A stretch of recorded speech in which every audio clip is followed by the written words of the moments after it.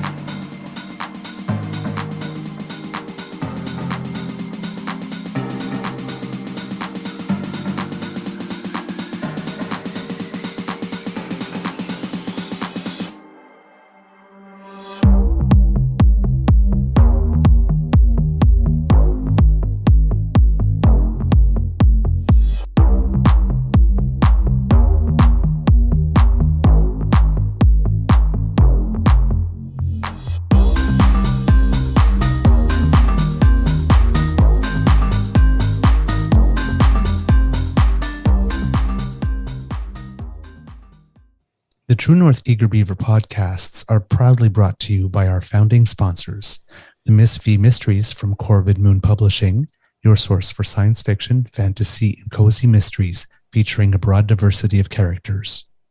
CanadianTarot.com, your uniquely Canadian online eclectic tarot community and forum, and the Peppermaster, hot pepper sauces made from fresh farm ingredients to thrill your taste buds and expand your mind.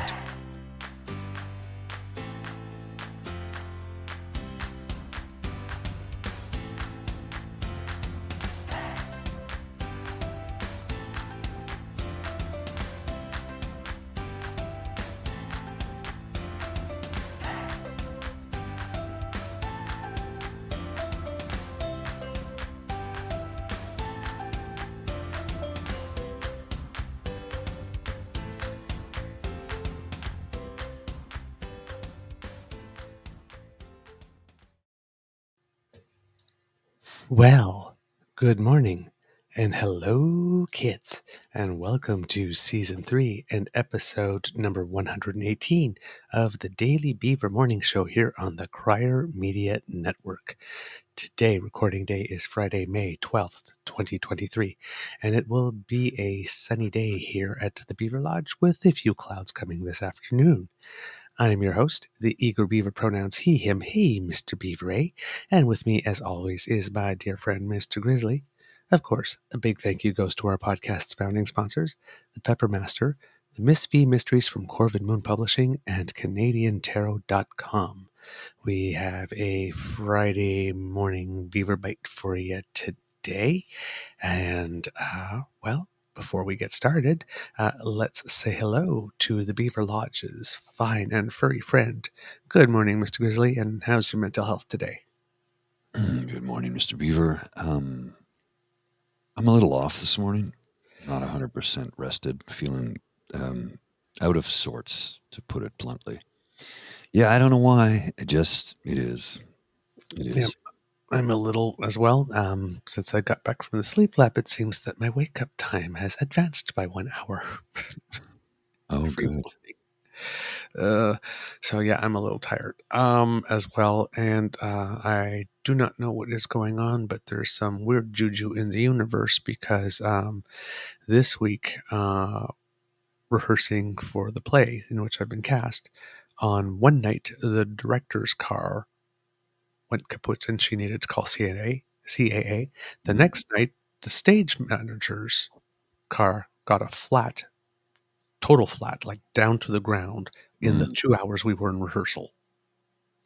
Yeah, there's something funny going on. And then yesterday I went to the post office to pick up a lovely present that a kid has sent me, and somewhere between the pharmacy and back home, I lost my wallet. Great. It's been a week. Yeah. Fortunately, I retraced all my steps, did not find it. The last place at which I used it, did not see it. Somebody clearly found it because I didn't see it anywhere, but nobody had used the credit card or the debit card yet. So just have a hassle of renewing some cards and lost not an amount of cash that will break me, but a non-negligible amount of cash that I happen to be carrying. I never carry cash. Well, I Most of rarely it do, I but I won't. always try to But keep a small amount just in case something happens. Because every now and then, for some reason, the credit card just decides it's not going to work. For some reason, the last 3 months, the day after I've paid it all off, Mhm. like brought the balance, the card was declined. I don't understand that. It doesn't make any sense. It's like, and it's like I'm. It's not like I'm anywhere near the limit. I mean, I don't have much to spend on. I don't have kids. I don't drive. I don't really drink. Not even that. It's like I spend money on chocolate and I spend money on my sweetie. And anyway, so yeah, it's been but since I wonder if I didn't see Kit Jen on yet, so I'm going to wait to see if she joins us this morning because the gift is from her, and Oh, hopefully would like to see her to be able to have the joy of seeing me open it. cool. Because that's the fun part of the gift, right? Oh yeah, It's absolutely, the joy of someone absolutely. opening it. There So is. I have an announcement. Oh, Nothing is going to have to cancel tomorrow's podcast. oh, Yeah, okay, there was something that was on the horizon, but I didn't get any notification of it until yesterday. I'm going to leave it at that. It's okay. so I regret to we have to cancel. I can't do it. No worries. No Life worries. happens. It's not a bad thing. It's not a bad thing at all. It's actually a good thing. It's just it was on the horizon, and then I didn't hear anything, didn't hear anything, didn't hear anything, and then last night it's like, oh, we need you to be at this place at this time. I'm like, oh, okay, no problem. I'll make arrangements. Okay. So yeah, So, I regret to tell the kits and cubs. It's just life happens. Life okay. happens. You know. Well, let's see maybe if we can reschedule for the last Saturday in May. Yeah, yeah, Or, yeah. The long weekend. yeah. No, not the long weekend. Is Long that? weekend is like 19th, 20th, something. The last Oh, is Saturday it is like okay? the I don't. 26th or something. But It's the third weekend, right? So the 22nd is the long weekend. That's the Monday. So the 20. You want to do it on the 27th? yeah, we can look at that. Sure. Yeah. Yeah. Yeah. Okay. But we'll talk about it because I know we got a long night out the 29th planned as well because it's the Yeah. Alberta Yeah. election. And we're gonna. And oh, by the way, kids, that's programming note. The boss approved, and Kit James DeFiore, was kind enough to say, nope, he won't be doing anything on the night of the Monday the 29th to leave the slot Okay. free. So we will be having the live election results show like we did for the Ontario election when we first joined the network. So we will I'm not sure at what time we're starting because I know I have a play rehearsal also on that Monday night, so I have to be able to get back before we start. So I need to talk with my director about that. But because we have a 2 hour difference, that it should be fine. I should probably be back maybe around 7:30 our time at the latest if the rehearsal goes all the way to 9 p.m. our time, which it rarely does. Mhm. But there you go. So Oh, we'll get 9. back to you on the time, but we'll have hopefully the Hugh and oh my God, why am I forgetting Richard Gordon from Alberta Stand Live, Max Fawcett from Canada's National Observer, Craig Baird from Canadian History A, Oh yeah. Nate Pike from the Breakdown Alberta. So a large Um, panel. yeah, large panel, and hopefully, because Charles said he would like to come back, we'll extend an invitation for him Okay. to see if he'd like to come and do a little bit of time on the show with us. Not do time, but spend Yeah, I some know time. what you mean. I know what you meant. I know what you meant. Come and do time at the Beaver Lodge. Not that kind of show.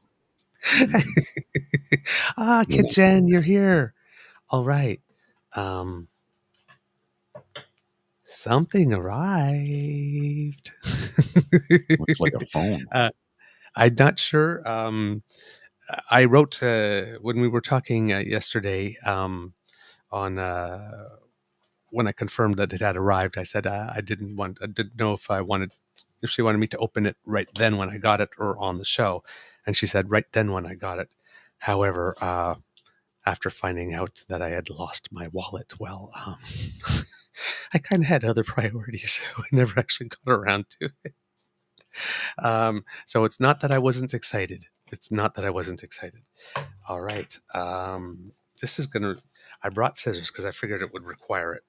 Is it a puppy? It's a puppy, isn't it? No, it can't be. Oh my God, I hope it's not a puppy. Because I don't see air holes. That's why you're supposed to open it right away, dude. Oh, damn. All right. Oh, damn. This is okay. Someone knows how to tie something quite securely. Do I have to get up? I need to come up with some opening music. Yes, eh? Jen says, not a puppy. Oh, Tim, you just set me up for a joke. What's in the box? It's my beef in a box. No, I think he was going more along the lines of. All right, there we go. Okay. Yeah, I got something Okay, for the you. scissors. It's opening. All right. Oh my God, it smells so good. Dang. Okay. Cup of coffee, face and body mask. Ooh. Now this, Kit Jen, is wonderful because, as I said, what's in the What's in the normal life. Put the gun down, David. It seems that envy is my sin. Oh, what's in the box? What's in the fucking box? Give me the gun. Not more than 30 seconds. 7, one of my 13 favorite seconds. movies of all time. Too. Good Yeah. choice. So yeah, cup of coffee, which is quite fantastic because, as everybody on the show knows, I love the smell of coffee, but just don't understand how it could taste that bad. Exactly, Jen. You can smell it, don't have to taste it. I love you. You know me. And then Kalamazoo beard and facial wash. Ooh. Okay, I'm gonna have to use wait a little while to use this because I'm gonna have to be clean shaven for the show. Let's see. Oh my God. There's like so many things. Full care package. Just Sadeka, I want to send something to Paul so he doesn't feel left out. Ooh. Don't worry about me. Now this, I'm guessing, is not fudge. It looks 'cause like it looks fudge. like chocolate. Or is it a hunk of cheesecake? It's a cheesecake, isn't it? It's cheesecake. Fudge. Oh, morning pour. Coffee in the cup, and soon coffee cream on my face. Hey, I'm gonna leave that there are one worse be. things in life. Hey! Get out of the gutter. Get out of the gutter. I said Normally I'm I gonna go leave there. it be. Normally I go there, but not today. Ooh, Leave it a be. bath bomb in blue and my favorite color, green. Oh, so thoughtful, so thoughtful, so thoughtful. And more. It's like an infomercial. But wait, there's more. Wait, there's still more. And if you call now, there's a one-time offer. Honey soap. Only 5 payments, $24.99. It was not exactly. It wasn't fudge. It was honey soap. Honey soap. Ooh. Okay. Now again, I'm gonna guess that this is not meringue for me to eat. Looks like it though. Should I? No. Okay, no. It's a bottomless box, says Kit Ladam. They're all labeled on the bag. Oh, cool. Okay, yeah, a sleepy shower bomb. Ooh. Honey, I washed the kids' hand and body soap. Honey, I washed the kids. Guardian of the Forest bath bomb. Ooh, love this. Okay, then I should probably put the things back in the proper bags. There you go. Okay. Ooh, something in a bottle. Let's see. Sticky dates. I'm not. You're just lobbing them right across the plate, dude. I've had a few of those. You know how hard it is for me not to knock that out of the park? I'm really restraining myself right now. I'll save it for tonight's when I'll join at some point this evening for the Casual Friday. Oh my God. Miss Sadeka, Paul, let me send you some snacks or coffee. Kit Jen says there's one that's not soap. Ooh, yeah, I know, sticky dates. All right. Ooh la la. Lord of Misrule. So I'm not sure what this is. So it looks like a lip balm. Lip balm? A lip balm? Miss Adeka, Douglas gets all the fun. Oh, trust me, Mr. Grizzly has lots of fun too. Well, yeah, I do. Yeah, he does. He does. He's got that going on. I need the presents. I'm still losing weight. All right. And then, oh, look at that. Little peaches. Oh, is that what it Come is? on. Come on, man. I thought it was little so great. butts. I thought it was little Oh. butts. Oh, With she a says, bow. okay. Yeah, it's cologne. Smell it. Smell it. You can smell it. You can smell it. Oh my. Oh, that's the cologne in the yeah. what do you call it? It's like a pomade Jen. almost. It's a waxy cologne. Yeah. Jen, wow. Thank you. My beaver. I think my beaver sweet is gonna thank you for this one. Mhm. Oh, gee, that sounds good. Okay, and let's see. A little frame. Oh my God. Oh my God. I can't see that. There you go. Are you a beaver? Q damn. Us damn. Oh. Hold on. This deserves a twirl.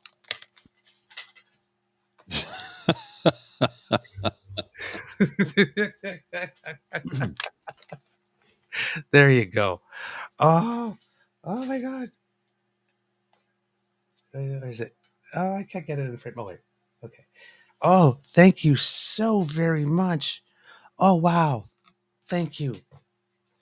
Thank you. Oh, you're all so good to me. Thank you. I found some music that's supposed to be go for ahead, Mr. opening Grizzly. gifts I'm a too, little but emotional right now. I don't. Well, here I don't particularly think it works. You tell me. Let's listen to this and yeah, there we go. Okay, I'm just going to share this. You tell me, does this sound like the kind of music you want to open gifts to?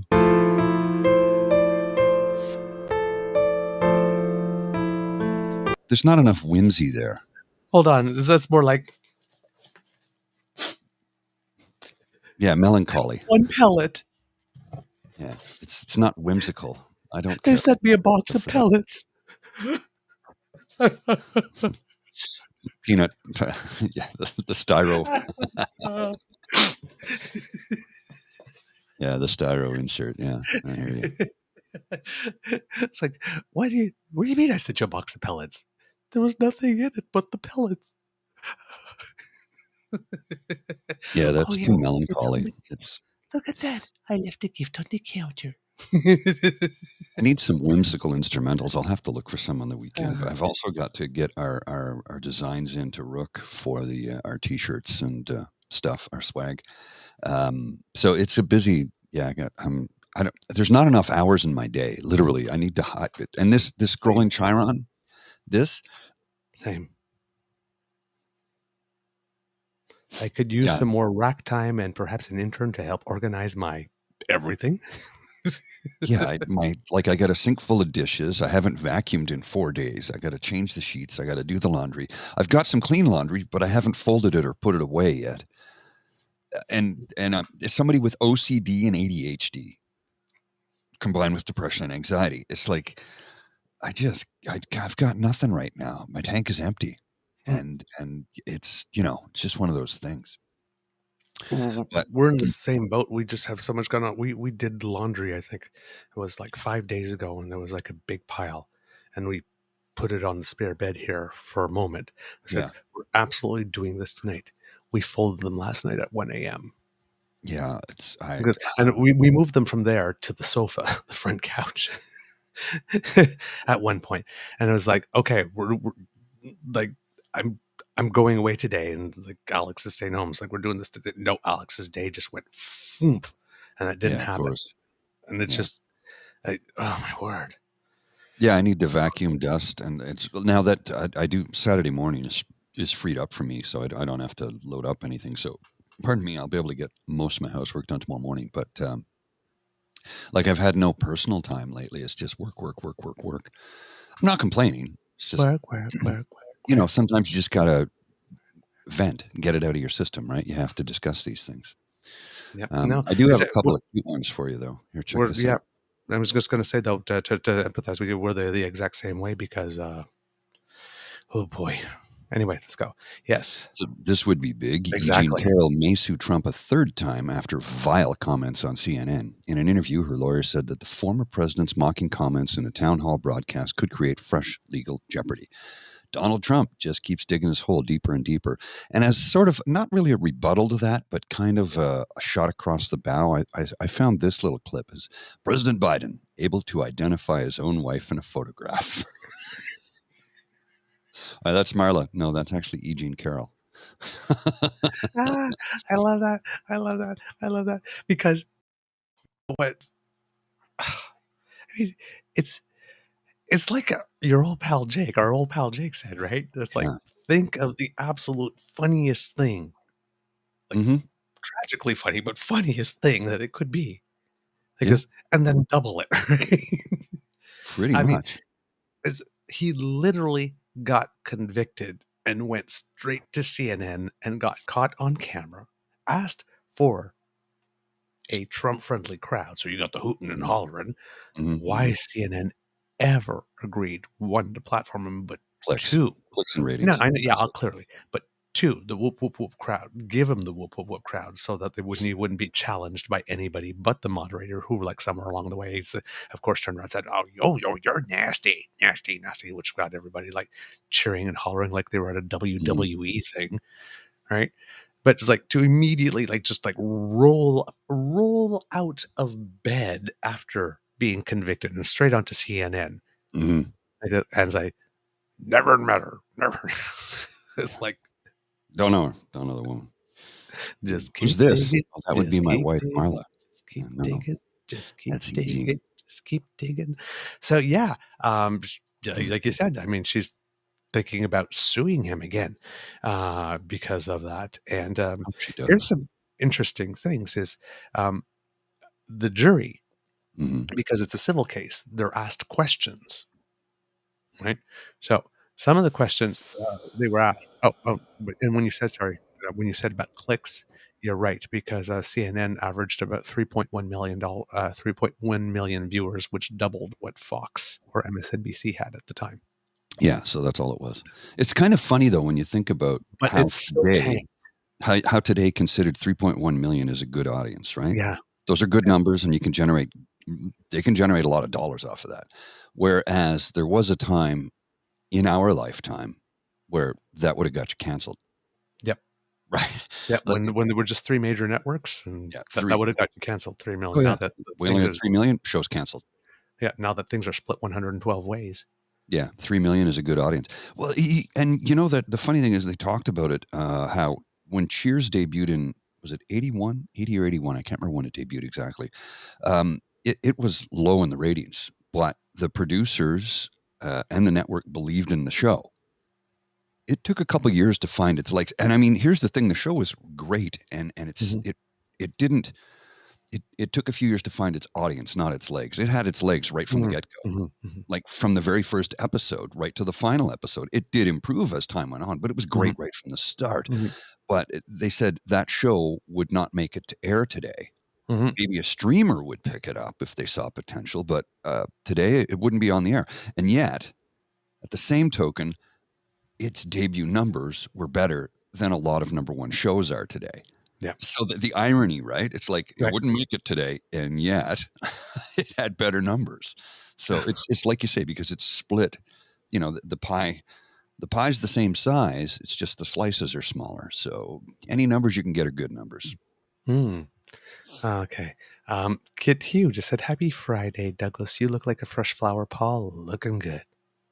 Really, I think I look crap, but thank you. No, this will- I really rolled out of the rack. I didn't clean up my beard yet, and yeah.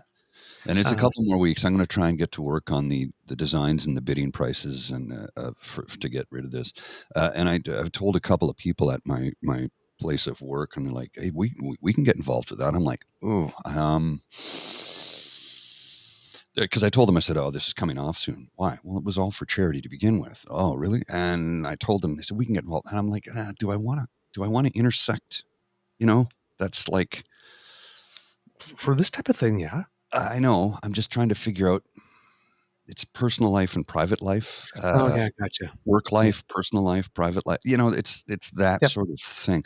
Like one of my bosses, because I have several, I would love to have her on the show as a guest, because this is the most incredible human being I've ever met in my life. I mean that when I say it. Just an unbelievable human being. But she's my boss.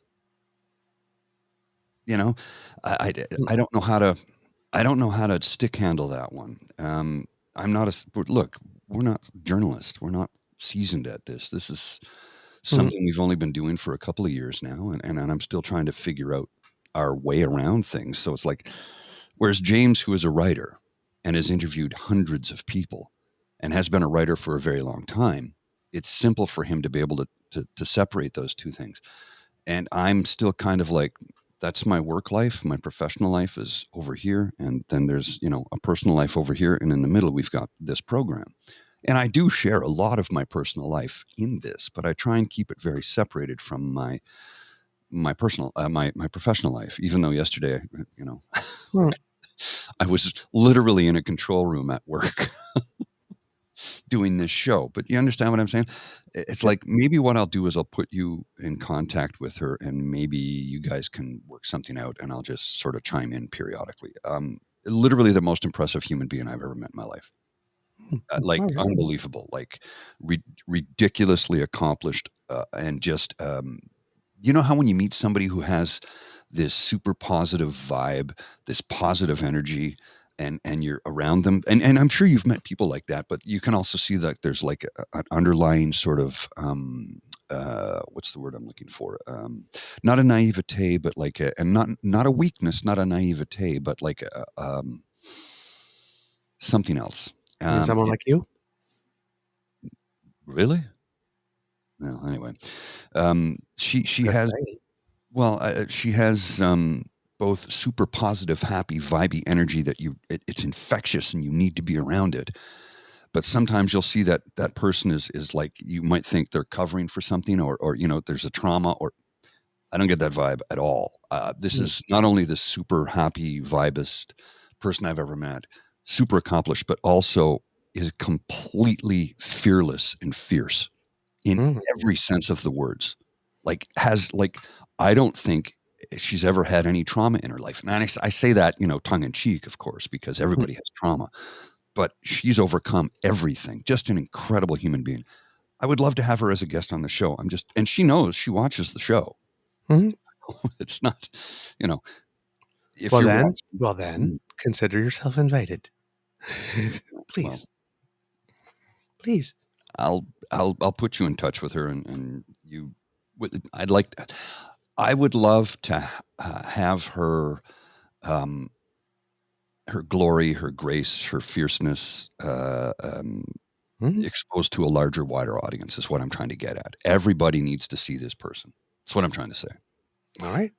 Well then, if you're watching, you are invited.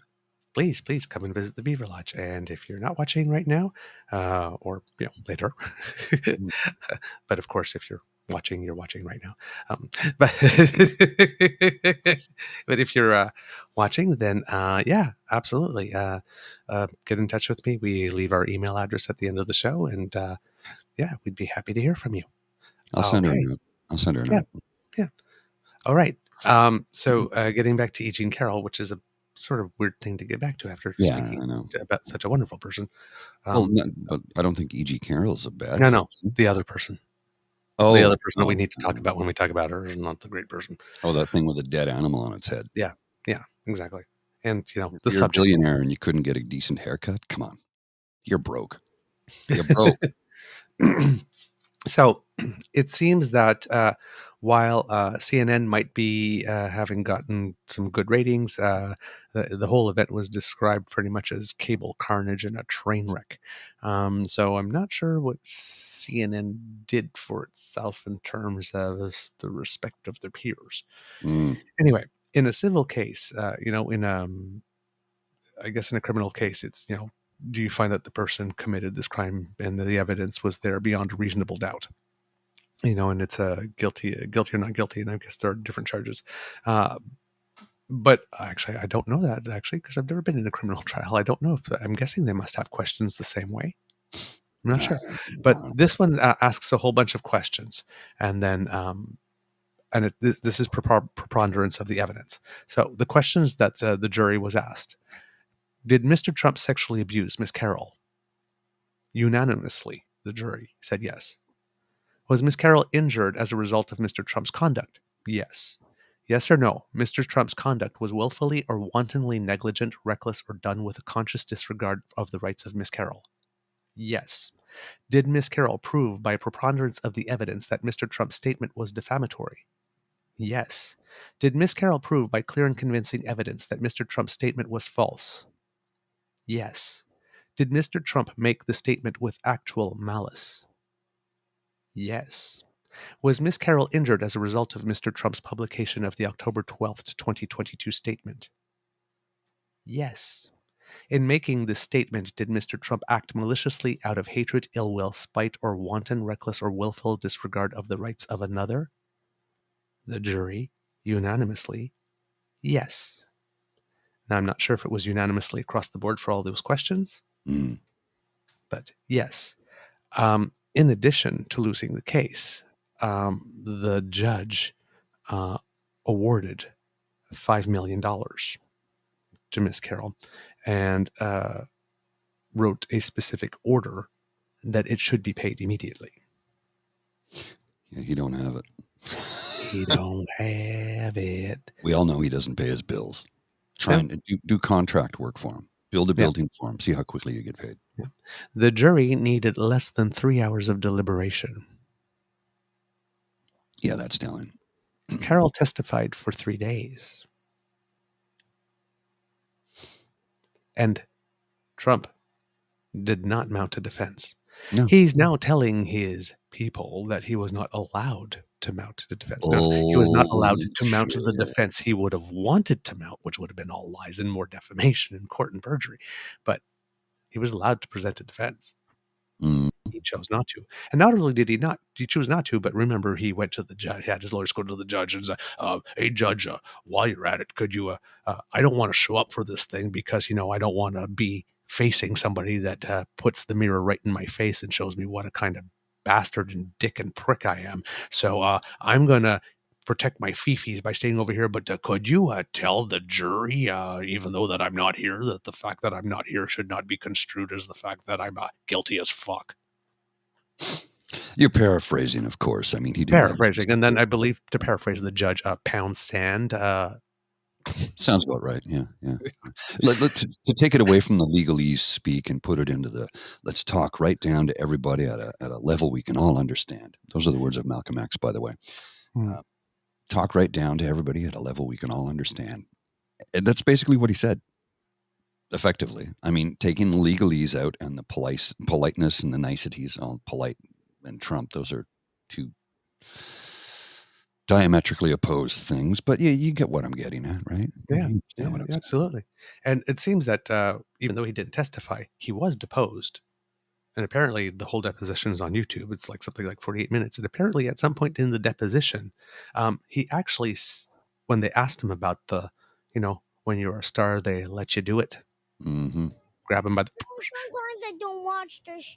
I don't watch grab him by the hoo-ha. again, never grab the hoo-ha. Don't grab the hoo-ha. There's other things. There's other verbs. Don't grab the hoo-ha. Well, the kitty. Apparently, yeah. Well, no, well, yeah. No, kitty is not the word I'm saying that there are other I words. know. Caress, cajole, pet. Don't grab. Mateo could be watching. Yeah. Trying to curb our sweariness, Yes. right? Well, that's why they're saying the hoo-ha. Apparently, when asked about that, hoo-ha. Apparently, when asked about they let you do it, he said, "Yeah, they let you do it. Fortunately or unfortunately." They don't let you do it. It's called being caught off guard, not expecting it. But it's 'Cause, it's the fortunately or unfortunately. Yeah, Why would you say or unfortunately? Because he's an idiot and he doesn't know how to speak. But that's a bit of a confession. Because look at the mess that he's in now. So yeah. Isn't that a car, Ellen? That's a car. That's a car. Swedish I car. love my brand new Volvo. Gets great gas mileage. Little pink Volvo. They get great mileage. The diesel one especially. Now, speaking of this guy again, since we're on the subject of him, it seems that China. Yeah, it seems comments here. So every time Trump was talking about China, going to China, it's like he was saying that word but without the first syllable. Yeah. Okay. You ever notice how? And I know this is, but it's a squirrel moment for me. There was an episode of Monty Python's where they talk about different types of words. That's a tinny word. That's a woody word. Woody, like oak tree, like gourd, and Tim. That's a tinny word. Steve, tinny word. Yes. So like the tinny and the woody, you get it? Like, so a good, a tinny word that describes a member of the male's anatomy is penis. And when it describes the female's anatomy, it's vagina. One's woody, one's tinny. And the tinny is not what should be woody. But if they're tinny, woody? Woody? You can look it up. It's an old Monty Python skit. I like Kit Saucy going, play nicely with the beaver. Don't grab the hoo-ha, play nicely with the beavers. Yes, play nicely with the beavers. There you go. You kids, I love you guys. Okay, so anyway, things are really not going well for him because not only is he basically lining up to get sued by E. Jean Carroll once again, it appears that there's a mole at Maranogo. Federal prosecutors have obtained confidential cooperation that somebody who has worked for him there has been sharing some information, including pictures of the storage room. And it seems that the Department of Justice is developing a fuller story about how the documents he took were stored and who had access to them. What he said to other people, particularly his lawyers or aides, about what documents he had, how the security camera system works or doesn't, maybe. So the main issue is, did he try to hide the documents after he was subpoenaed? Because, again, intent. Right? If you already have the subpoena saying you need to return those, and you think, okay, I'm going to return those, but first, let me put these over here, and then, let's see what's in this box, and I'm going to take this out of this box, and this out of this box, and this out, and put that over here, and then seal back, and then have my lawyers tell the people who are supposed to sign declarations for me that absolutely everything, yes, is in the box, and then some of the lawyers wouldn't actually sign that. And then some of the lawyers wouldn't actually sign that. Which is your first clue that something might be up. It's like, why won't your lawyers actually attest to what you say is all in the box actually is all in the box? I don't know. Was the box sealed and the lawyer told to sign it? It says, but I need to look at it. It says, no, you just need to sign this.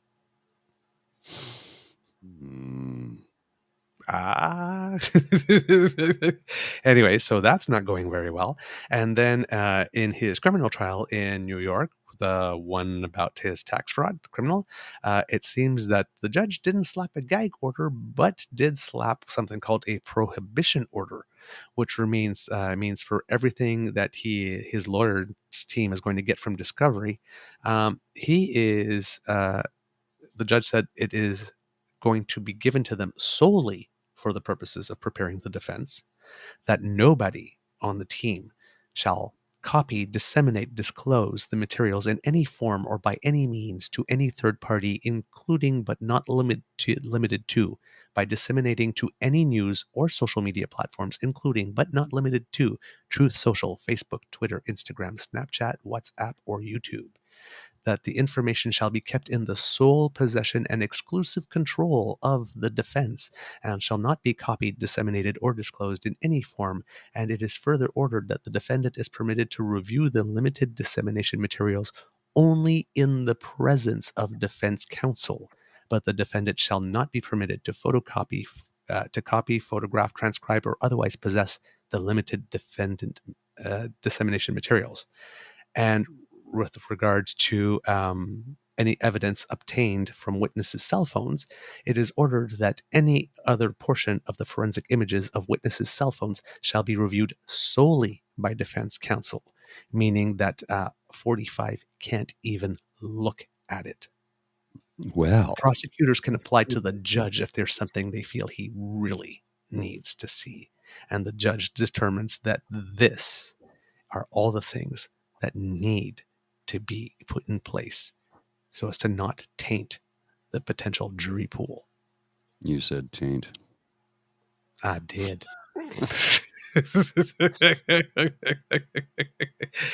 Now, these are provisions that are usually reserved for violent criminals or racketeering Right. defendants.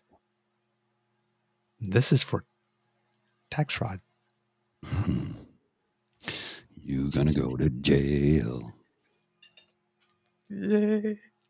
It's funny, in the United States of America, you can kill a man and get away with it. You know, like do a little bit of time and then get off. You commit fraud, or you literally make a wealthy person not wealthy anymore, you're done. For example, what's his name? Barry from, what was the Ponzi scheme he had running? There was Madoff? Bernie Madoff. Bernie Madoff, yeah, thank you. Yeah, Bernie Madoff was a lot until he got. He got convicted of what? And how many years? Like 150 years in prison or something like that? He didn't kill anybody. You don't come after rich people's money. No, they don't take lightly to that. They will sue you into oblivion. And it's funny that you should mention that, because that leads to a perfect segue, because you know who's losing his mind with all of this? Who dat? George Santos. Oh, yes. He's standing there and like this, and he's like, I can't believe, well, yeah, you have to understand this is a witch hunt, which prompted gales of laughter from the journalists that were there. It's like, honey, you have to understand, Georgie girl. Hey there, Georgie girl. You have to understand, darling, that it's a witch hunt only works for rich white Republicans.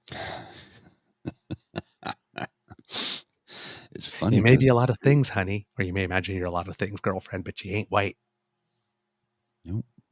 Sorry, it's not going to work for you. I think he dreams that he is. Yes, but he's sitting there and he's going, it's a witch hunt. I mean, can you believe it? I mean, there's clearly something wrong. I mean, I was indicted in like 4 or 5 months.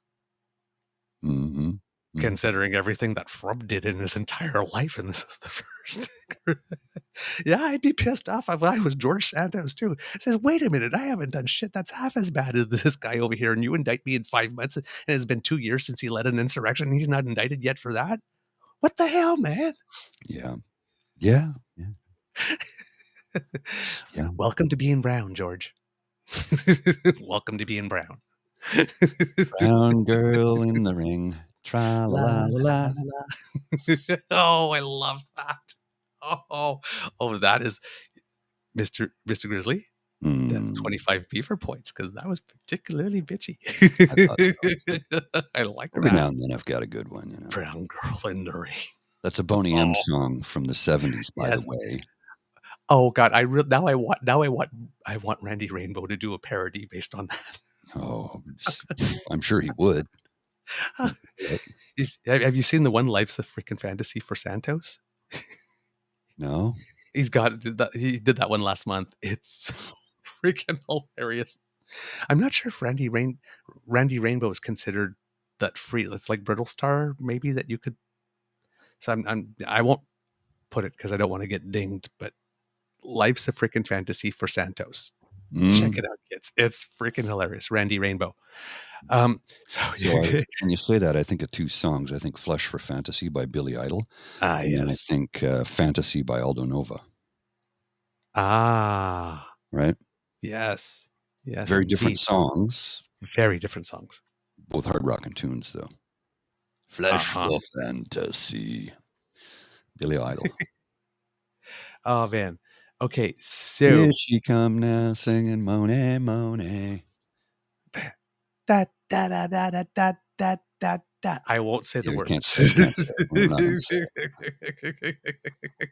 it. When we went to the Depeche Mode concert, that was one of the songs they played afterwards and when we were dancing in the lobby. And of course, again, really weird to see a whole bunch of 50-year-olds going. It's because it takes them back to their misspent youth. I can't believe they let us sing that when we were dancing at high school dances. How are they going to stop you? That's true. Well, I mean, maybe not play that song. Anyway. So, since we're talking about George Santos, something interesting happened about the passport thing. I have one for you. Some person decided that he thought he should pipe up at this particular moment and that it would be a good look for him. So, Mr. Grizzly, check this. Oh, yes, I know which one this is. Yeah, that's good. Okay. Our very own Andrew $sign here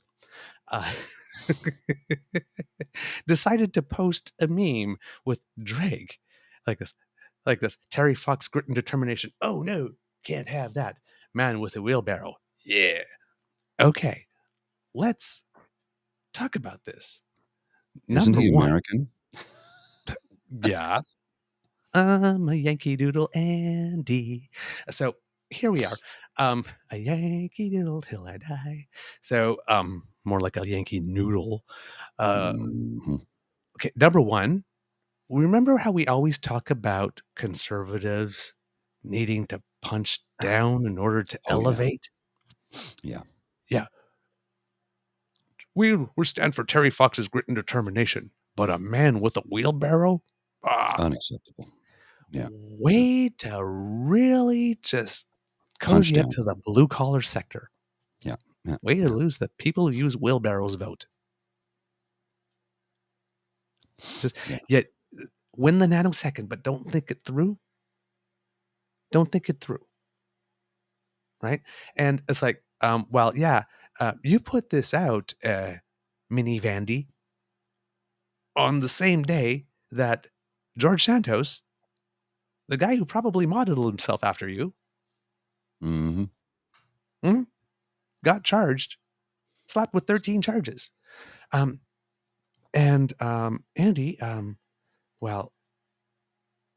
we don't actually know what you really did for a living. And we didn't know you had dual citizenship. And during the election, even though we all knew that you were against same-sex marriage and abortion, you couldn't seem to bring yourself to actually say it. And George Santos did strange things with money, and there's about $700,000 to $1 million that people are wondering about. And there is a report into that, but it's kept hidden. And could this be deflection, Andy? And could this stuff that you're doing be the price you're paying to maybe be keeping that report hidden? I mean, it's very rare that someone who was rejected not only by all Canadians but also by his party remains in the party and gets elevated to the inner sanctum of the new leader, the better to be kept on a short leash, perhaps. And maybe this is the tune that you are dancing to, the tune that PP is calling, and people, in order to keep that report into that 700,000 to a million locked up tight.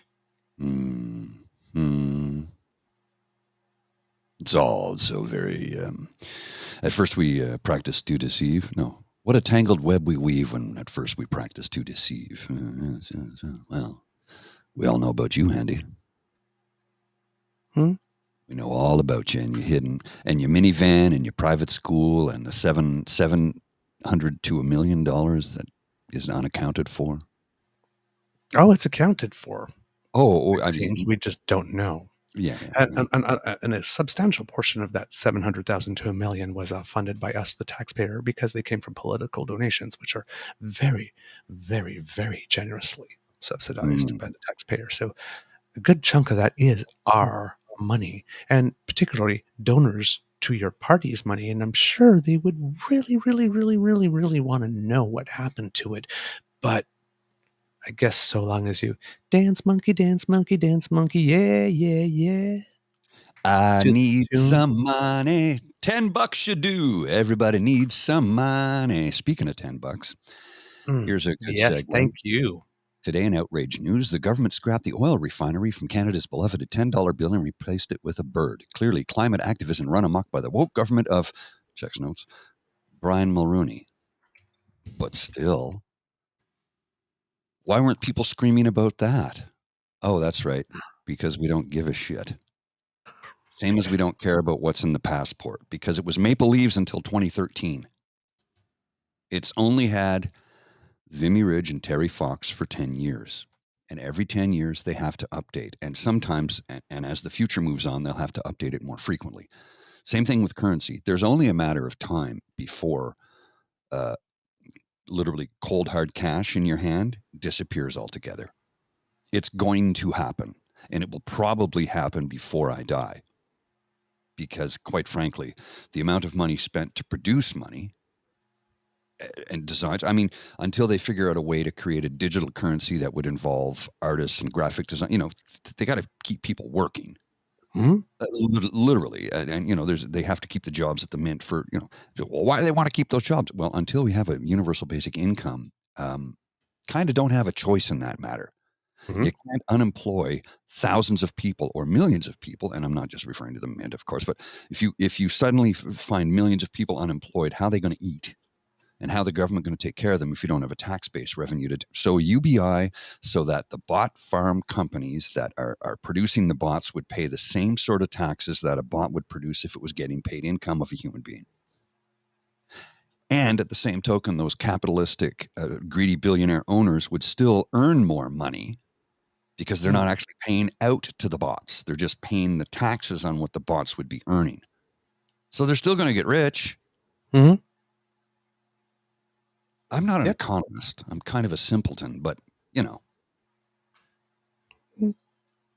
we got to take care of each other is what it boils down to. Community, which leads me to my next sort of segue, which is just in my head and I'm making it up as I go along because that's how I live my life. But community is what took care of each other during the worst days of the pandemic. And of course, people who disregard community or other human beings is what led to the occupation of Ottawa. Selfish pricks. And speaking of the occupation of Ottawa, thank you. You're setting me up so well today. This is the next one.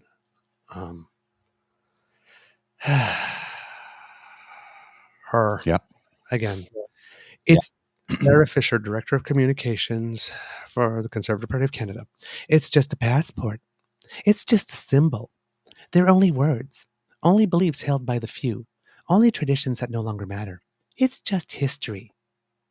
The first step in liquidating a people is to erase its memory, destroy its books, its culture, its history, then have somebody write new books, manufacture a new culture, invent a new history. Before long, that nation will begin to forget what it is and what it was. The struggle of man against power is the struggle of memory against forgetting. That's a quote by Milan Kundera.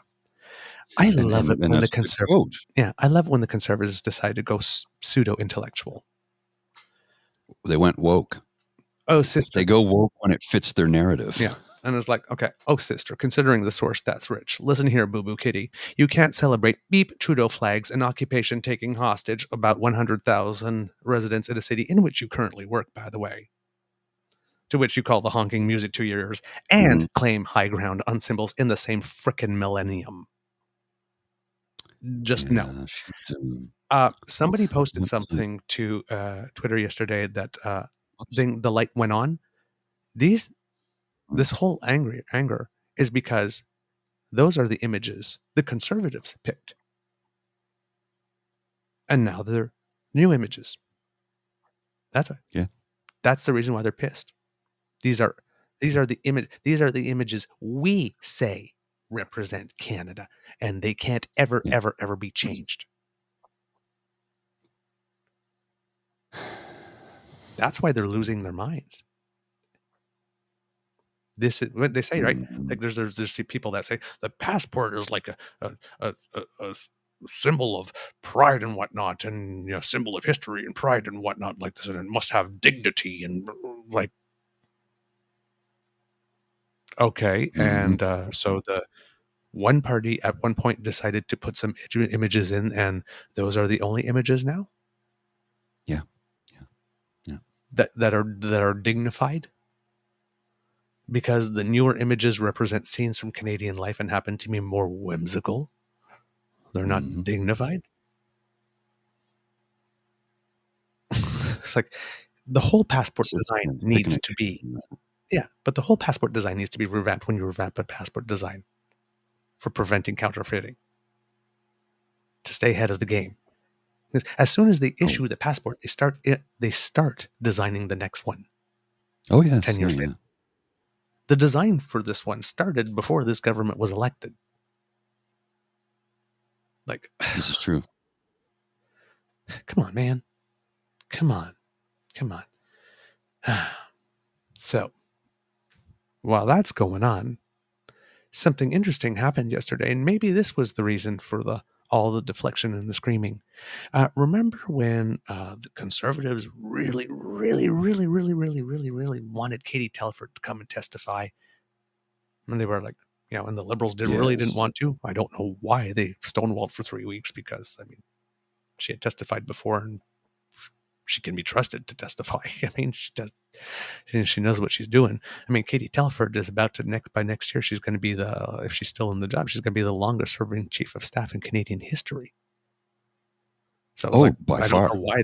Yeah. So I don't know why they, stonewalled, but she volunteered, and then she went and testified. And then they asked if Jenny Byrne would come and testify.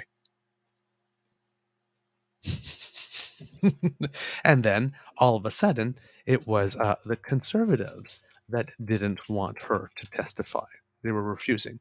Well, turns out she did. I didn't even know it was coming. Heard on the news after the fact. All right. Mr. Grizzly. Identified foreign interference. If you would. You noted... You're going to have to restart it there, because it's already playing. Yeah. For some reason, it's going off on its own. All right. Okay, ready? There we go. Come on. You noted in your comments earlier on that you didn't receive any information or read any reports regarding foreign interference, but... Any reports. Okay. In 2013, CSIS's public report identified foreign interference as an existing threat, and one that was going to continue to grow into future years. Did you read that report? I do not recall. Did you receive that report? You were the deputy. I was the deputy chief of staff. Yes. You don't recall? Do not recall. You paint a very different picture of Stephen Harper than some of the other witnesses that have come before us today. A former intelligence officer said, and I quote, Stephen Harper became soft, and quote, on China, and quote, agents of influence were capable to gain access to him and change the course of his decision making, end quote. I have a series of questions for you. Yes or no are sufficient. So if you wouldn't mind indulging me. You were never briefed on foreign interference after a Chinese state news agency asked a reporter to spy on the Prime Minister. I was not. You were never briefed on foreign interference after the same news agency was involved in a honey trap operation with Conservative Parliamentary Secretary. I was not.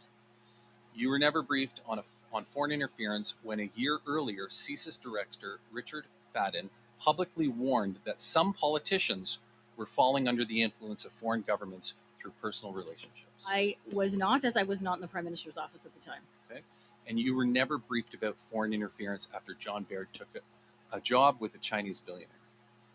I was not. I was in 2015, I was the national campaign director. You were never briefed about foreign interference after that same Chinese billionaire donated $1 million to the National Art Gala while sitting next to the gala's honorary chair, Maureen Harper. I was not. Wow. Okay, so all these conservatives that has been spending like the last month or so saying it's inconceivable that the prime minister would not know that, like, but we need to keep that to the last 8 years. Suddenly we start going back to 8 years and say, well, now Jenny Byrne is working for the party, so they knew all along, didn't they? Of course they did.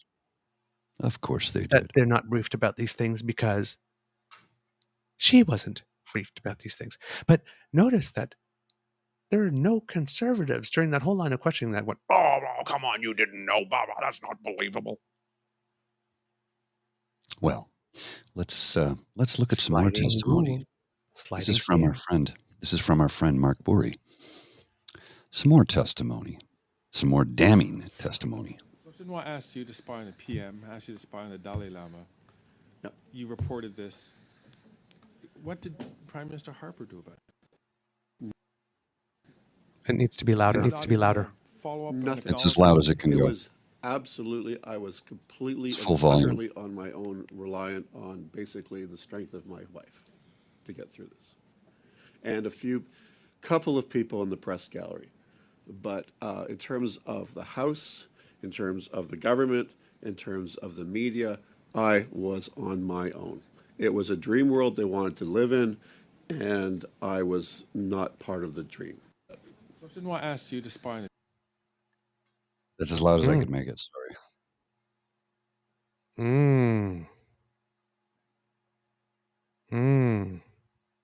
Yeah. Okay. Yeah. Okay. Yeah. Okay. Then I wish I could find the one, but she got into it with Ryan Turnbull, who is the MP from Whitby, who also has a Twitter game that is rather strong. And during the questioning, he had been asking her about it. And darn, I can't seem to find the quote. Darn, hold on. Well, there we go. Ryan Turnbull. We've heard from numerous national intelligence and security experts that this has been going on for 30 years. Jenny, well, then call a national inquiry and open the scope to more than the last 8 years, she said in frustration. She just blew up Pierre's game. Yeah, completely. Because they've been fighting. It was the conservatives that were fighting very, very, very, very hard to keep this to the last 8 years only, which is why their initial motions in the House failed. Because the NDP wasn't down. And they only wanted to invest. They only wanted to investigate possible Chinese interference over the last 8 years. That's it. When Jagmeet Singh stood up and said, "Well, why don't we investigate the Russians? Why don't we investigate?" No. We can't have that. We can't have that. Right? Yeah, and like Michelle Junot-Katsuya, the former CSIS senior analyst that you've shown clips of on the show. Quote, we've known for the last 30 years, we've warned the prime ministers, we've warned the cabinets about those things. People for self-serving interest, for partisanship, or by negligence neglected to take action.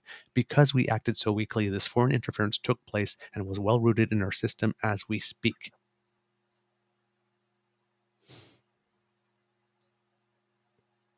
That's what's going on.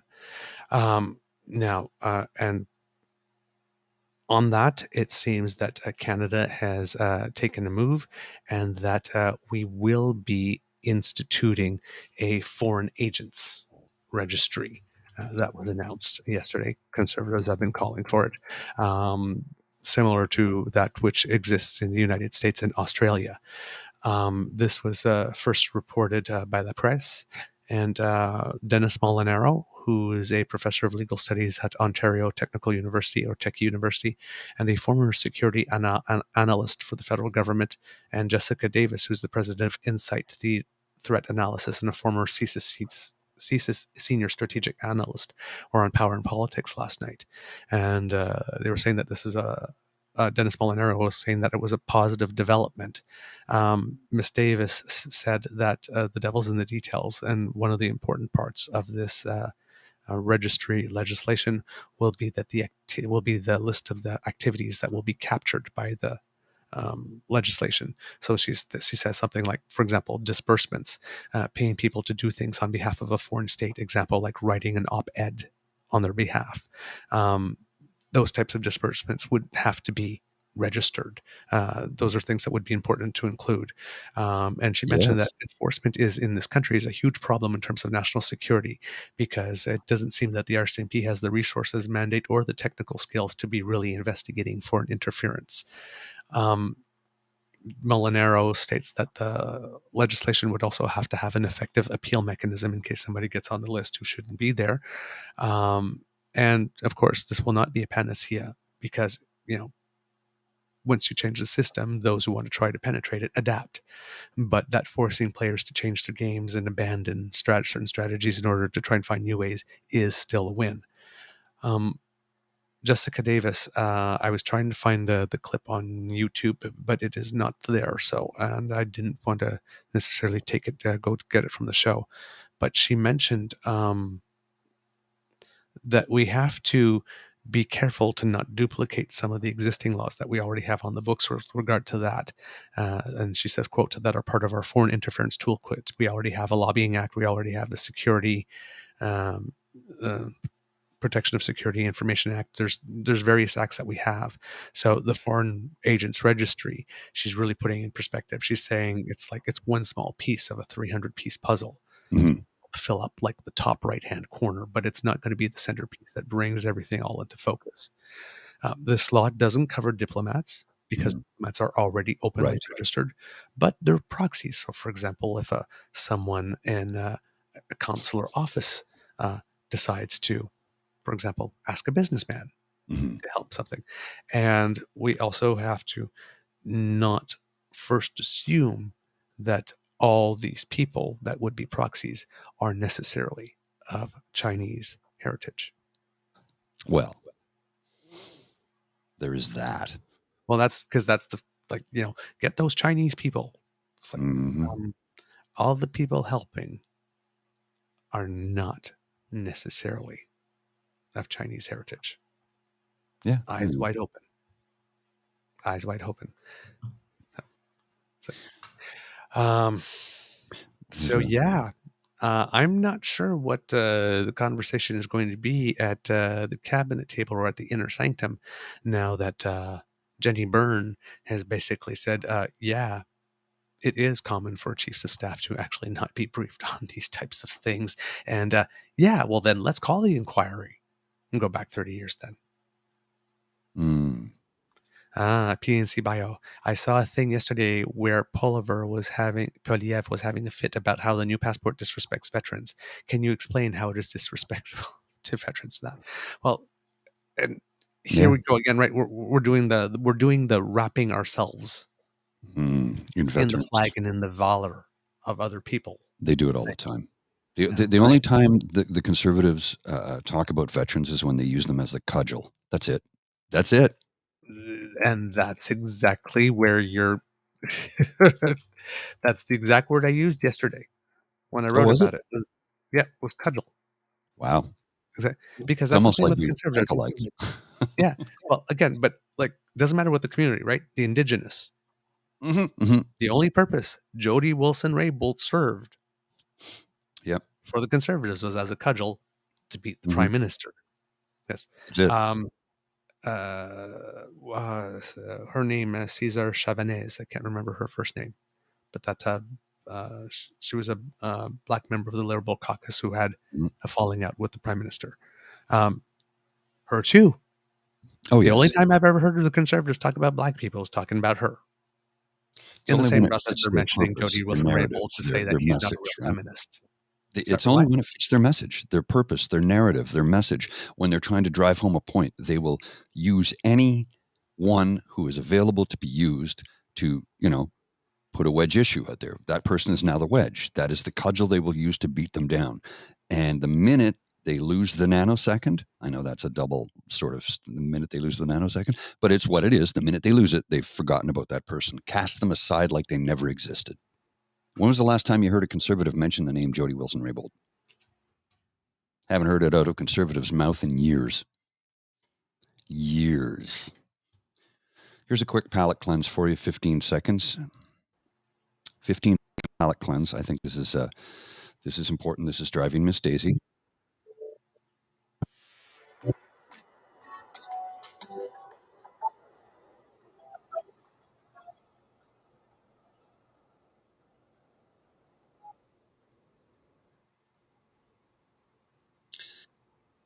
Just a little palate cleanse. Mhm. It's necessary So- from time to time. So, pardon? I saw a squirrel. Oh, okay. So yeah, we have basically PP doing stuff like this right here. Out of touch Yep. Trudeau wants to erase our history. I will bring home pride in our symbols and stories. Again, the guy who delivered Timmy's to occupiers. Mm-hmm. Yeah. There's no, and I'm like sitting there and I'm going like tens of thousands of Canadians, myself included, are without a family doctor, in part because mostly conservative premiers chased them, as well as nurses out of the fields with onerous policies, and you're spiking the ball on symbols? Just That's not big. serious. Well, Just not serious. Oh, I think Mr. Grizzly is frozen there. About 19,000 evacuees in Alberta due to wildfires, floods in BC, the Red Cross is in action, and you're wasting your platform and privilege on passports? Really? As leader of the opposition? Really?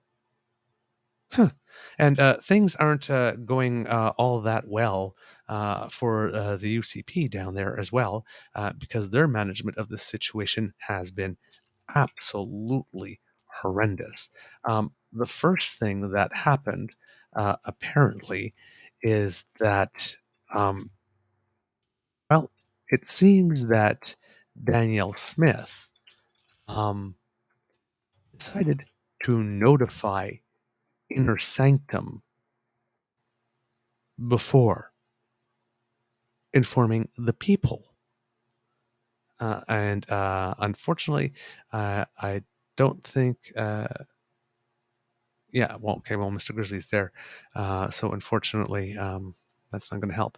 All right. So, but yeah, she basically treated it like it was gossip or insider information and told some people on the inside first, which Rachel Notley was just not having at all whatsoever. And when Mr. Grizzly comes back, hopefully I'll be able to show you the clip of her responding to that. And then it just seems that the response overall is not meeting the expectations of Albertans. There was somebody, one of the persons that was interviewed by CBC, basically said, "We don't have a government that looks after things." That's the impression that they're getting. And so there's blistering criticism for how they're handling this, which only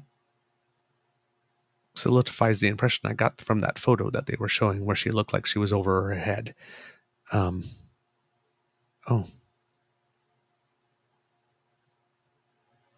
I am not sure if we are still on. I just got a note from Mr. Greeley saying that Restream dropped the connection. Okay. Is there any other kits who can actually hear me at the moment? If you are, just say yes. Yeah, we still have it on. Internet is offline. We still see you. We still have it on. Okay. Okay, cool. So then I will keep talking for the audio. Wow. It's a weird week. It definitely is a weird week. I'll tell you that. Okay. So yeah, she was asked. I'm a little discombobulated now. Hold on. Let me just find my bearings again, and I will be back with you. And for some reason, I can't even find the clip. Wow. Okay. Everything is a little weird today. Yeah, my internet I went just got offline. completely off. Internet went completely. Okay. Like, what's happening? I'm looking. I'm like, what's going on? Because I saw that it froze and said trying to reconnect, trying to rejoin. Then I looked at my other laptop and my phone, and I noticed the Wi-Fi went down. I looked over, and my Wi-Fi router was reconnecting because the internet was offline. Oh, So back now. weird. Okay. Sorry, kids. For some reason, all the stuff I had on that just vanished, which is everything's really gone. weird. Yeah. So I will I will look for that as we do the show. So sorry for the hard weird change in subject. But and hopefully I will find it later. Let's, since we're talking about Danielle, we were trying to talk about Danielle Smith, and let's talk about equally strange, weird, another hot mess, Maxime Bernier. He's been really quiet lately, but it seems that he's announcing today that he plans to run in the by-election for the seat abandoned by Candice Bergen in Portage Lisgar, Manitoba. So Bernier now not only has abandoned the Conservative Party, but has abandoned the province of Quebec. He can't win in both. Daddy's name is not good for him anymore. Not because of anything Daddy did, but he got elected on Daddy's name and then couldn't get elected again. So now he's running to a safe space that he thinks, because in the last election, even though Candice Bergen won with over 50%, his party got 20% in that riding. So he thinks that in a by-election, he might be able to win there. He might. But that is creating an interesting situation where PP, I mean, they're going to have to campaign, right? They're going to have to say something against him on that side. I mean, I don't know how he's going to walk that line. So Max is stirring the pot. Isn't Bernier French from Quebec yet? That's going to be a tough sell in the West, yes, but it seems that that particular riding does have a healthy Francophone community as well, which is one of the reasons for which he picked it. Yeah, and it also appears, I heard, I heard on the news as well, and I'm going to do a quick switch search for it, but it seems that there's also rumblings of a more centrist Conservative Party coming up.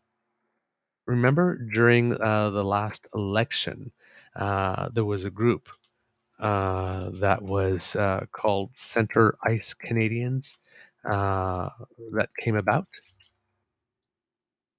Well, it seems that I just heard, I was listening to Primetime Politics, and they just sort of mentioned it in passing with not more detail, but that there was word about a more centrist Conservative Party coming up. And here it is on CBC. So that's May 10th, 2023. Group led by former Conservative leadership candidate considering forming a new federal party, Center Ice Canadians. Says it's looking into a new party for centrist Canadians unhappy with current options. So when they formed during the leadership and said, no, we're just a think tank, a group of people that are similarly like-minded who just want to talk about these types of things, and we're not considering forming a party. Well, now, I guess they're feeling that someone is so toxic that they need to jump into action. The advocacy group Centre Ice Canadians, headed by former Conservative leadership candidate Rick Peterson, I believe he's another, not sure, but I'd like to look into him again, but I think he's another one of these rich people. So Joseph Bourgault formed his own party. Maxime Bernier formed his own party. So it might be this might be a Rick Peterson thing as well. But yes, he's considering about jumping into the electoral arena with a new federal party. We're going to be exploring whether it's feasible to start a new federal party that would have a centrist approach, Peterson said. The indication so far is that there's tremendous interest in taking that step. The group, which brands itself as a, quote, bold voice for pragmatic centrist Canadians, was co-founded by Peterson in 2022. Its advisory council boasts some prominent political players, including former BC Premier Christy Clark and former New Brunswick Provincial Cabinet Minister Dominic Cardy. What? She is crusty. Yeah, no. I just thought it was funny. Peterson said in a newsletter to CIC supporters that he and Cardy will lead a working group to draft a constitution and platform for a new party. Quote, this will be an honest effort to truly find out if we have what it takes, and if we do, then we'll certainly take that step with conviction, Peterson said. But if we don't, we're certainly not going to be undertaking something that just does not have support. In order for a party to register with Elections Canada, it must have a leader, a minimum of 3 officers, an auditor, and the signatures of 250 electors willing to register as party members. Holy crap, that's all that's needed? Gee, we could start a political party. Mm-hmm. We could. I think sure we have 250 kits that would sign on for the Beaver Party. The Beaver Party. Oh boy. That's going to attract a whole bunch of people. Freaks like me? Let's create a platform. In platform shoes.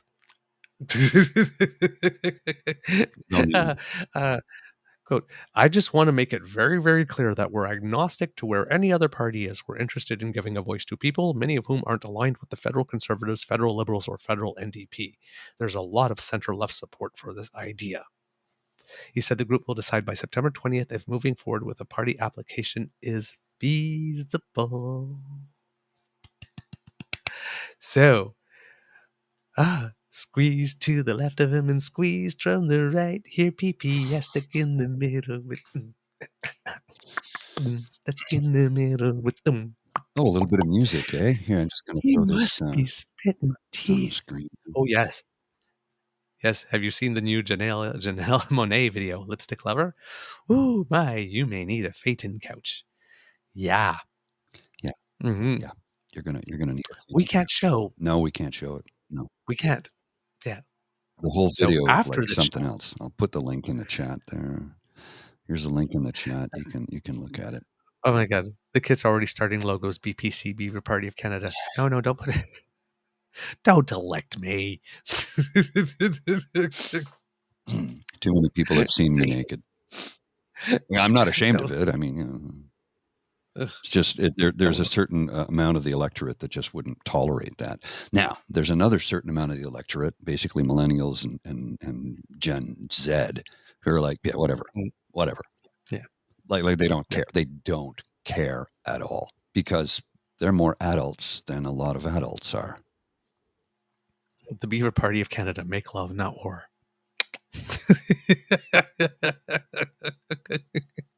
Two beavers are better than one.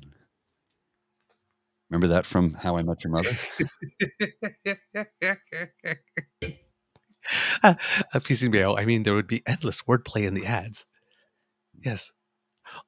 On May 29th, slip it in our box. Slide into our DMs.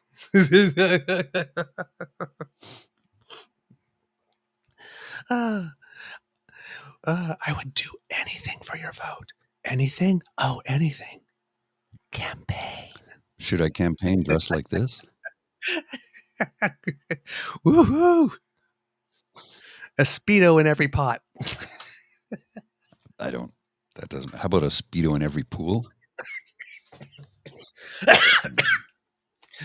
Oh, man. You get a Speedo, and you get a Speedo, and you get a Speedo. Kit Saucy, you would be surprised what them dirty old ladies will vote for. Dirty old ladies or my demo. And potty mouthed grandmas. Well, you got to remember that there's a lot of grandmothers today that are my age. We were literally Gen X, you know. So, yeah.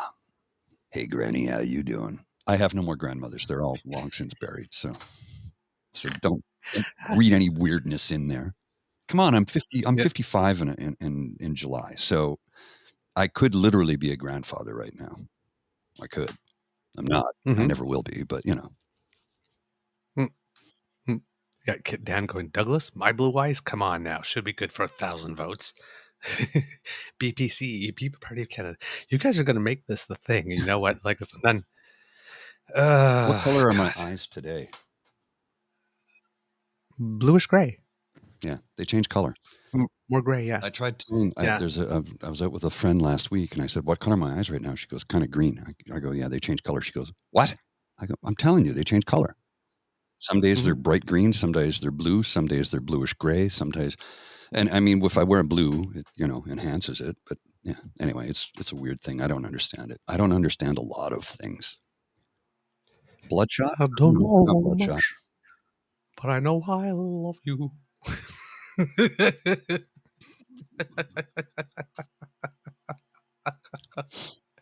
Oh man. I'm gonna have a squirrel moment too. It's okay, you're allowed. Oh god. I love it when we have a chance to joke. During the Trump thing, Bette Midler, of course, because Did you ever know that you're a zero?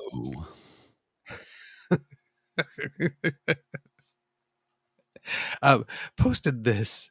Just a second. During the Trump town hall. It's the Trump town hall bingo card. Says the election was stolen. Tremendous. Something about indoctrinating our children. Sleepy Joe. Fake news. Gas stoves. Talks with hands. China virus. Sniffles. A lot of people are saying something xenophobic. Biden crime family. The world is laughing at us. Russia, Russia, Russia. Mentioned DeSantis. And everyone knows it. Drain the swamp. Mass voter fraud. Witch hunt. I would have the situation in Ukraine solved in 24 hours. Argument with the moderator. You're really nasty. Our country is going to hell like we've never seen before. And radical left. So when that popped up, it was like, oh, so Miss M, I'm guessing it's a full card game. Because it certainly wasn't going to be just the four corners with this guy. No. So we're going for the full cards tonight, are we? PUC that would have been a full card in 10 minutes.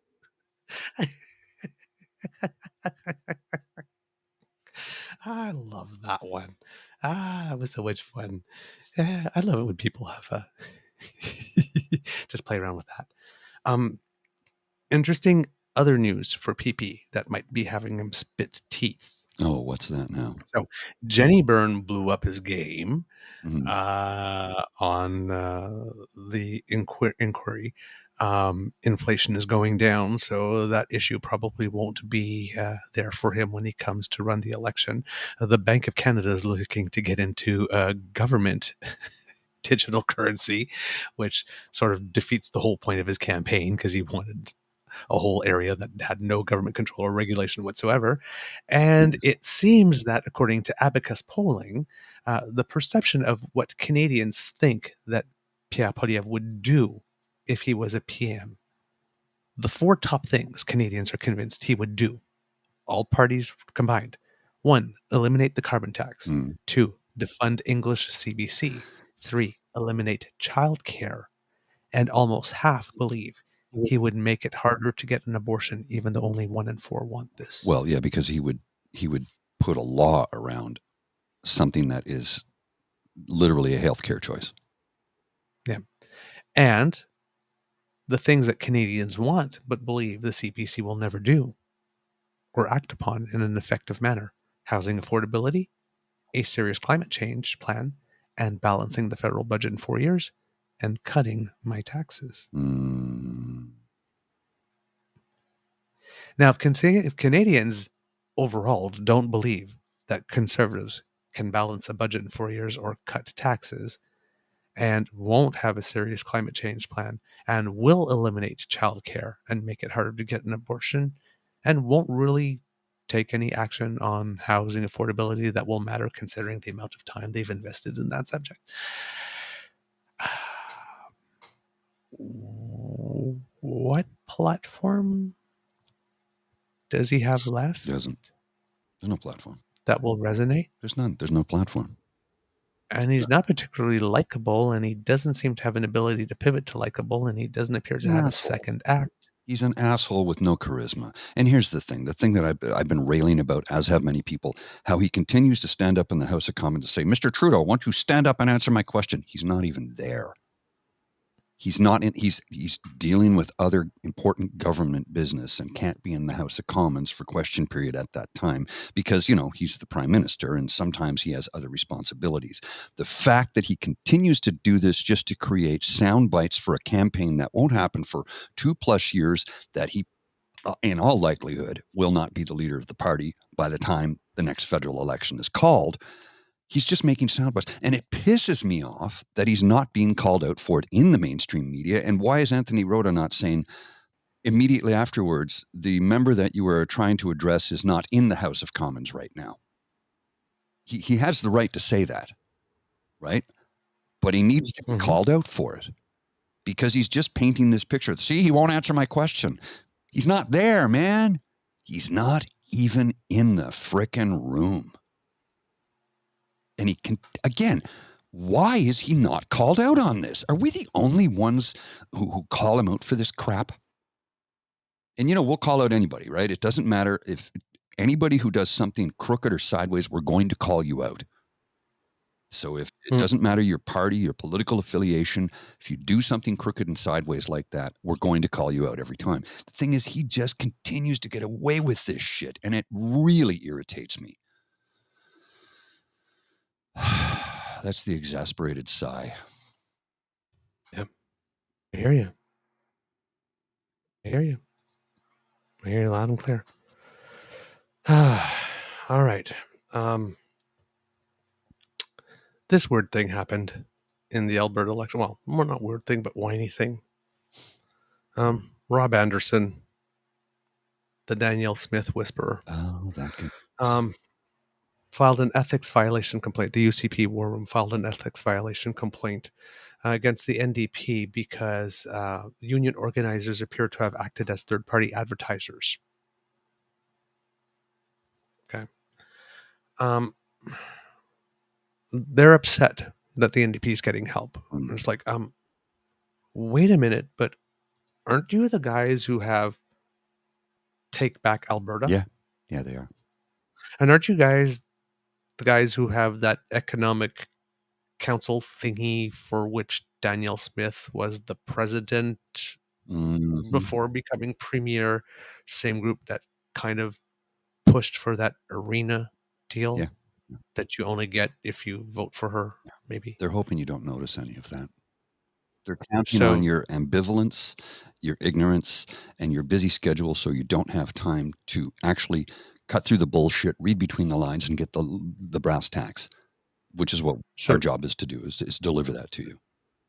So you got Rob going, nothing to see here, folks, just Alberta's most powerful union literally running the campaign of the candidate. They hope to negotiate wages and benefits within a few weeks. What could possibly go wrong for Albertans? And it's like, nothing to see here, folks, just Alberta's most powerful religious sectarian cult business associated group literally running the campaign of the candidate. They hope to negotiate oppression for all Albertans a week. What could possibly go wrong for all Albertans? I mean, it's like What's the matter, Rob? Only one side is allowed to have external help Oh, in your I Alberta? think Linda called it correctly. It's okay to have rich people help you. It's not okay to have regular working people help you. The George Santos thing. Yes. That's why, because he went after the donors' money. That's where he got himself into trouble. He went after rich people's money. He defrauded rich people. It's only when the wealthy get harmed, and harmed, I put in quotation marks, because the harm that they receive is not tantamount to murder. It's they lost a couple of bucks, but they become so greedy in their ivory towers that, if they lose anything, prosecute him to the fullest extent of the law. What about this poor bugger over here who just got hosed for, I don't know, whatever the case may be, and can't pay his rent? Well, screw him. He should have been more responsible with his money. But hang on a second here. Hold on a second. Now, wait a second here. You run the company that he works for, and you don't pay him a living wage, so he has to go hand to mouth every month. And occasionally, and I know of lots of people who have to do this, go to payday loan places, and I've used them at some points in my lifetime, where they charge exorbitant interest rates, but you just need a couple of bucks to get through to the next paycheck. Yeah. Keep us cold and hungry, and every now and then throw us a nice table scrap, so that we will be grateful and bow down to our billionaire overlords, our corporate gods, who will trickle down. Trickle down. You know what trickle down is? They're pissing on us, and we're supposed to enjoy it. That's what the trickle down effect is. They're literally pissing on us, and we're supposed to be grateful for it. Well, we're not, and we're tired of it, and we're going to stand up and fight. And I came so close, but I decided at the last second not to drop the Aaron O'Toole, who's with me.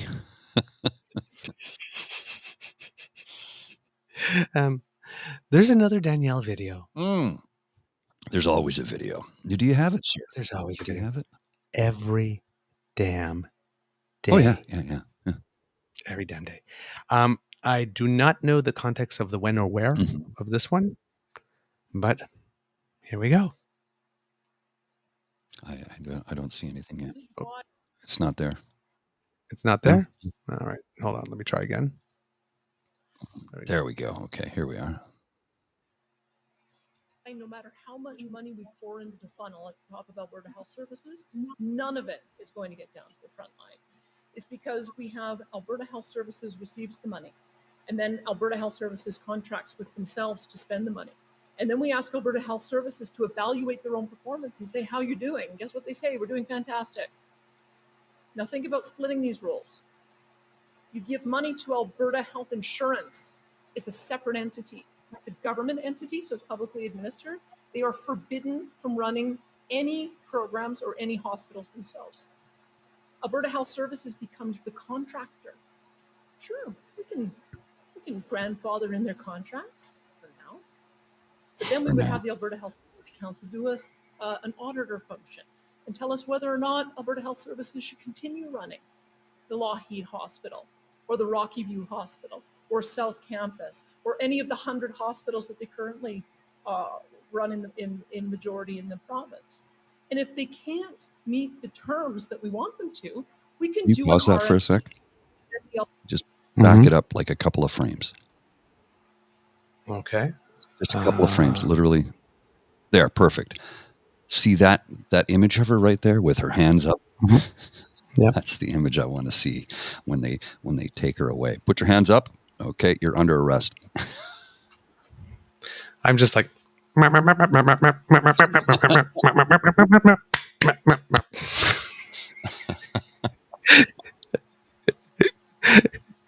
RFP, and then the Alberta Health Insurance can give a different contract to a different group of doctors and a different group of patients and a different entity to run all of our hospitals.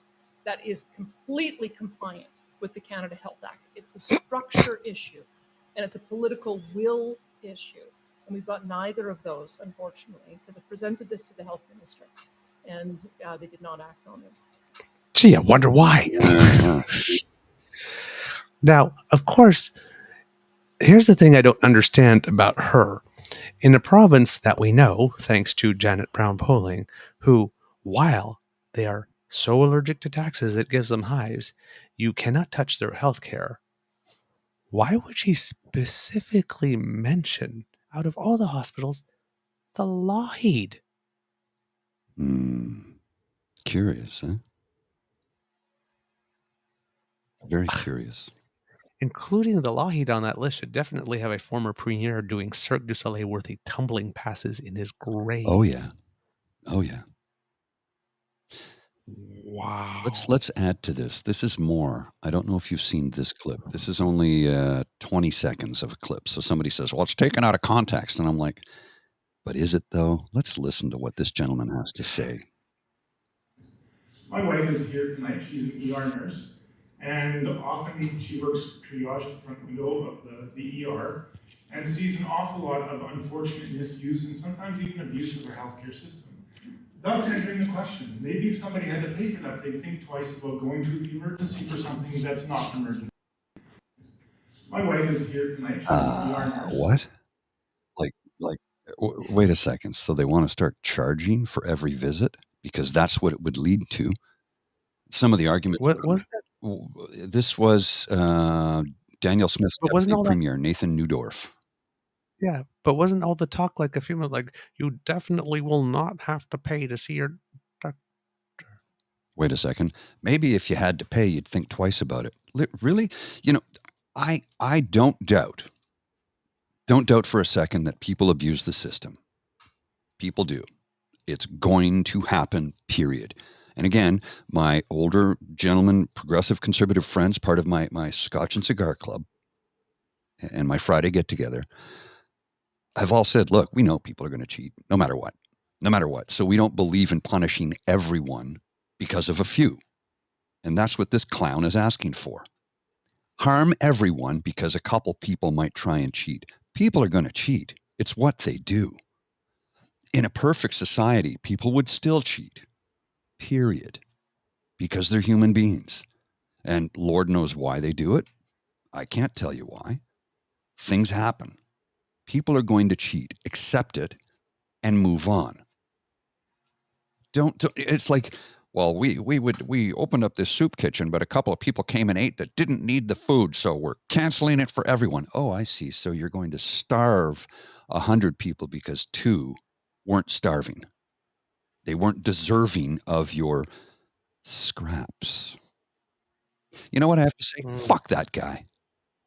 Fuck that guy. Fuck his attitude, and fuck anyone who wants to pull this shit on. I'm sorry, I'm really angry right now, and I don't mean to be swearing so much, but damn it. Stop punishing everyone for a percentage of the population that is going to take advantage of the system. It's always going to be that way. And Jim, you're absolutely right. This is the perfect statement. If they weren't starving, they wouldn't have to steal the loaf of bread. Some people get their attention from others by going to the hospital on a constant basis, whether or not they actually need the care. So what are you going to do? Turn them away because, oh, well, they don't really need it. How do you know they don't really need it? Maybe that's their therapy, because trying to find a therapist, that's difficult. Trying to find one that you can afford, damn near impossible. Trying to find one under our universal health care. Oh, yeah, the waiting list is long and distinguished, just like my Johnson. Anyway. Sorry, that was a line from a movie, and I had to throw it in there. I couldn't help it. I'm spicy this morning. I'm extra spicy this morning. Oh, my word. Ooh, my. Oh, my. Okay. Ooh. I'm pissed off, man. I'm pissed off at this. Why do they have to continue to punch down on those who cannot fight back, let alone punch up? Because they don't care. They see you as lesser than. If you're lesser than, they don't even want you in society. So we're going to make you pay for every single service that you've always had, that we always funded. We're going to make you pay for it. And guess what? You're going to die off, and then we don't have to take care of you ever again. That's literally, that's what they're saying. Are they saying it in those exact words? No. Am I reading between the lines? No. I'm listening to what he's saying. I hear the dog whistle. It's called paying attention. I don't know if I showed this yesterday. For some reason, I'm having a Blank moment. Well, maybe, I don't know. I wasn't present for a lot of the program yesterday, so I got to get a lot of stuff out today, right? Yeah. There's a UCP candidate in Alberta who has complained about vandalism of his signs. Now, we've seen a lot of it from the NDP. We've seen signs taken out, torn up, drawn upon, all that kind of stuff. Mr. Grizzly, this is what we have here. So, somebody posted on social media, NDP cult followers are stealing signs again. Sings. They're stealing sings again. Stealing sings again. 162 Avenue at 84th Street area. I put mine and a neighbor who I remember having one. This pile of 10 or so is on 161 Avenue, just east of 84th Street. Now, Syed, this is how desperate the NDP have become, stealing signs from individuals expressing proudly their support. This is not democracy. I can't believe how the NDP became so intolerant, blah, blah, blah, blah, blah. I'm sure he had similar things to say about his own party. Of course. Look at these vandalized signs. Yeah. They've been pulled up and thrown on a lawn. Almost like elegantly displayed for the purposes of this message. Sort of to look like haphazard, but none of them are ripped, torn, written on, bent, not even creased. Nope. It's almost like they had all the signs that they were going to put on that block, and before they did them, they just spread them out on the lawn, took a picture, and I'm not saying that's what happened, but that's some elegant vandalism. Elegantly wasted, yes. Kid Jen, yes. Up top. There you go. PNC bioconservatives can't even vandalize well, signs at least, when it comes to vandalizing the country. Yeah. That they do a pretty damn good job. They're pretty damn effective. I think we almost have a show, Mr. Grizzly. Just I have a couple of little tidbits here and there about the wildfires. Christy Tucker of the Alberta Wildfire Service is quoted as saying, "A few scattered showers is not going to reduce the number of wildfires significantly in the province. You're looking at months as far as extinguishing these wildfires. So certainly not the time to relax, and particularly with the conditions we see coming." This was as of last night. 82 wildfires burning and 23 still out of control. Other tidbit, Fox News. It seems that Fox Corporation stock declined as much as 5% in the Monday morning after it was announced that Tucker would be gone, which erased $962 million in market value. When you add that to the $787.5 million they paid Tucker, that comes to about $1.7 billion, and Dominion was suing for 1.6. Wow, how convenient. I'm sorry. I had a Schadenfreude moment there. Now, the stock recovered to about 3%, I think, over the day. But Mr. Grizzly, if you would look since then, well, this is 1 month. Fox stock is down 9%. Down, and it's declining for the month. Not sure for the year to date. Okay, only 0.64 for the year to date. But in the last month. Well, so if 5% was how much did they say again? $962 million in market value. 9% is almost double that now. Whoa, that's into the bees. That's the billions. And that's just Dominion. Oh, there's more to come. And then all the individual people. In each case, Because remember, Fox lawyers are already on the record. Well, I mean, you can't trust anything that we air. I mean, we're not really serious. We're not a news organization. They've said so in 100 different lawsuits that they're not a news organization. Oh. They're infotainment, and barely info at that. Mm-hmm. Now, it seems also that Danny, back to her, needed to create a safe space for her mouth. Oh, yes, I heard about this. So apparently they started something called, I think we saw it in Rob Anderson's tweet, right? It was written live from the War Room, Mm-hmm. I believe it was called. So let me check that right here. Nope, can't find it. Okay, anyway, well. I believe the thing was called Live from the War Room. They switched it after like 2 or 3 days to Live from UCP headquarters. Mm. But it's a place where she goes Mm-hmm. instead of going to the mainstream media or even independent mainstream We need media. to control the message. Yes. So she literally created her little safe, self-contained propaganda space where only people like her can talk to her and she can talk to them. Yeah, safe space. Safe space. Don't they make fun of us for that all the time? And speaking of her, because Pawlowski was found guilty, when we said that mischief isn't like a small deal? No, it's a serious charge. Well, in our criminal code, it says everyone who causes mischief that causes actual danger to life or is liable that can cause actual danger to life is liable to up to life imprisonment. If it's mischief that causes damage in relation to property or things value over $5,000, that's a term not exceeding 10 years. And otherwise, then it's a term not exceeding 2 years. This guy wanted Coots to be the Alamo, so I'm guessing that fits into causes actual danger to life. Yeah. He going away. He going away. Going away for a while. He's going away for a while. And evildoers have been doing evil.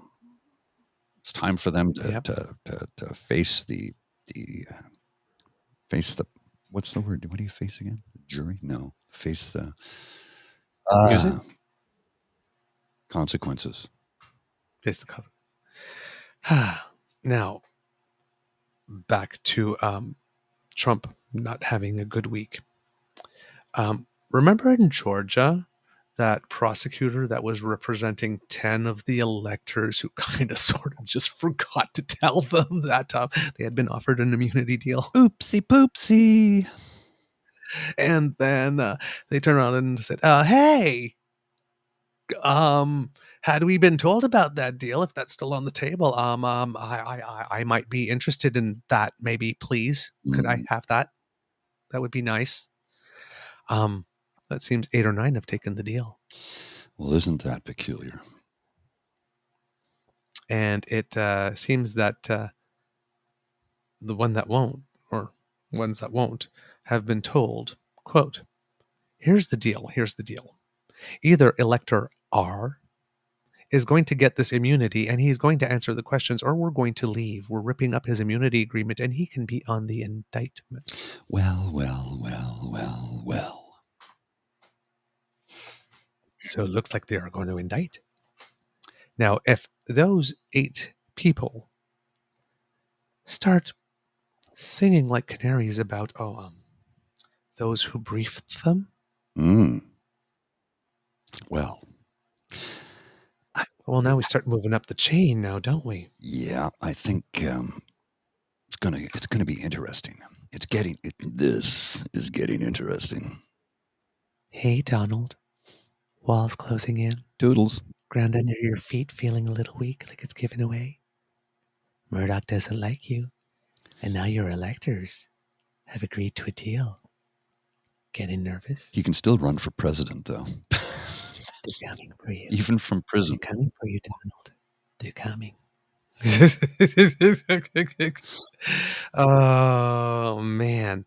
So, and a lot of people might be getting nervous because I remember distinctly that in certain of those states, there are people that went all the way to creating documents that kind of sort of really looked like official documents and actually submitting them to the presidential archives. Falsification of government documents. Oh, that's a big no.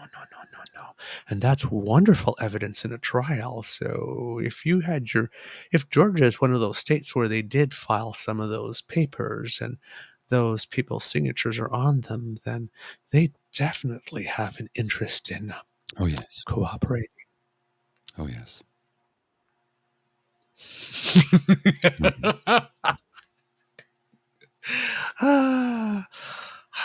This is the return on investment, kids. This is the return on investment. And listen, the fun is not only reserved for the United States, but the UK as well. Oh, that's interesting. Oh, yes. Yes. They had municipal elections in the UK. And municipal elections usually give you a sense of what's to come.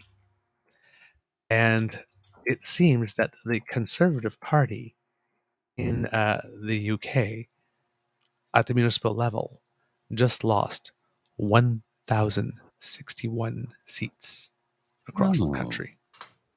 Well. And unlike Canada and the United States, where people have no attention span, people in the UK are still pissed off 6 months after Boris Johnson leaving that Boris Johnson was there and did what he did. Oh, yeah. 6 months after anybody here leaves, we forgot they were even there. It's like, that occupation? Wasn't that like 6 years ago already? Something. We have like no attention span and follow through here in North America. But yeah, looks like the Brits are getting the broom.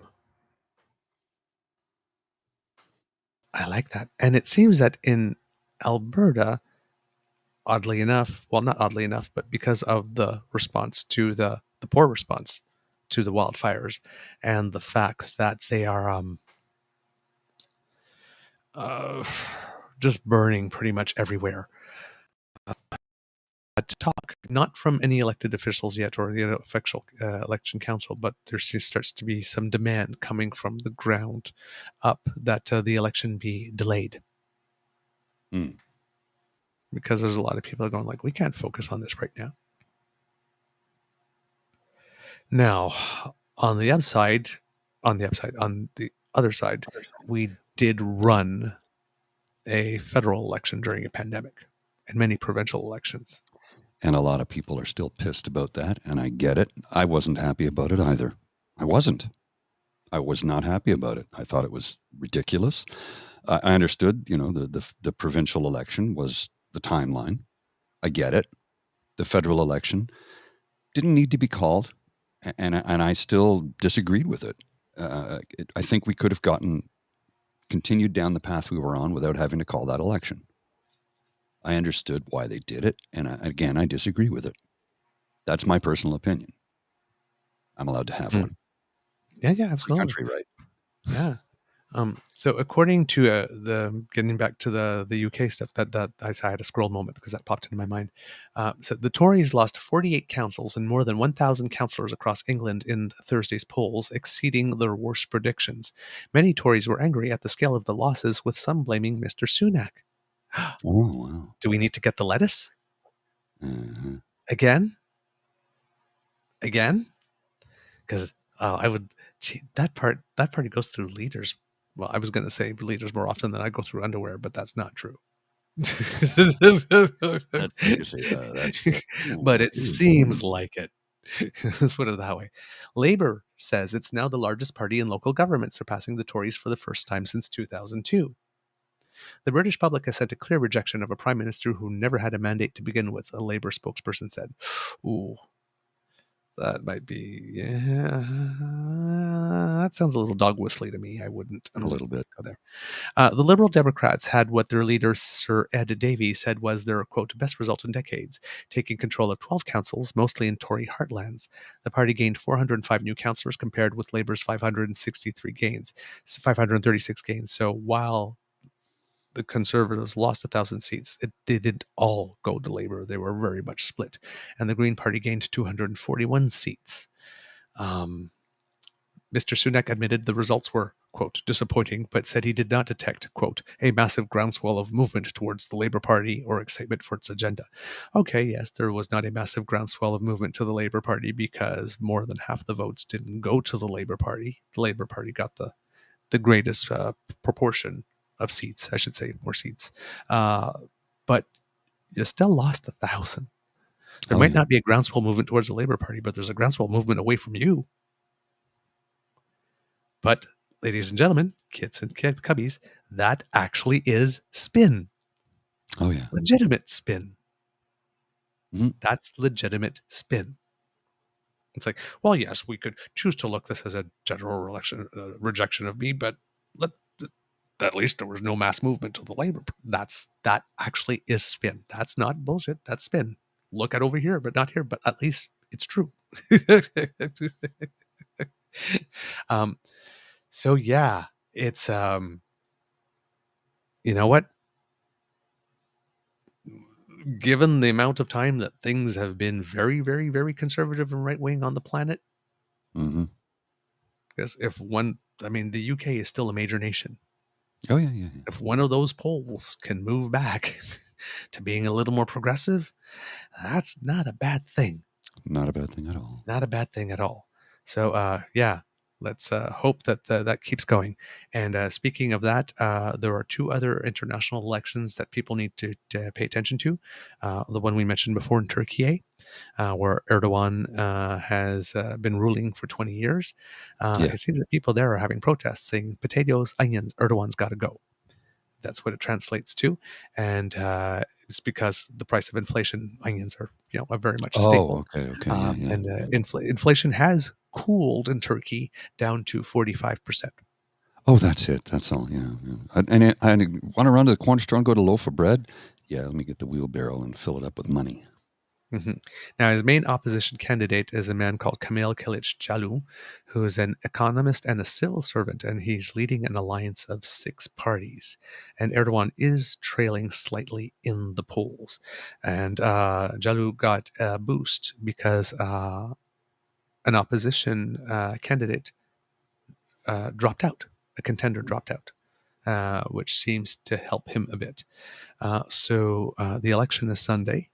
And there's a lot of anger still in the country towards Erdogan for how he handled the earthquake.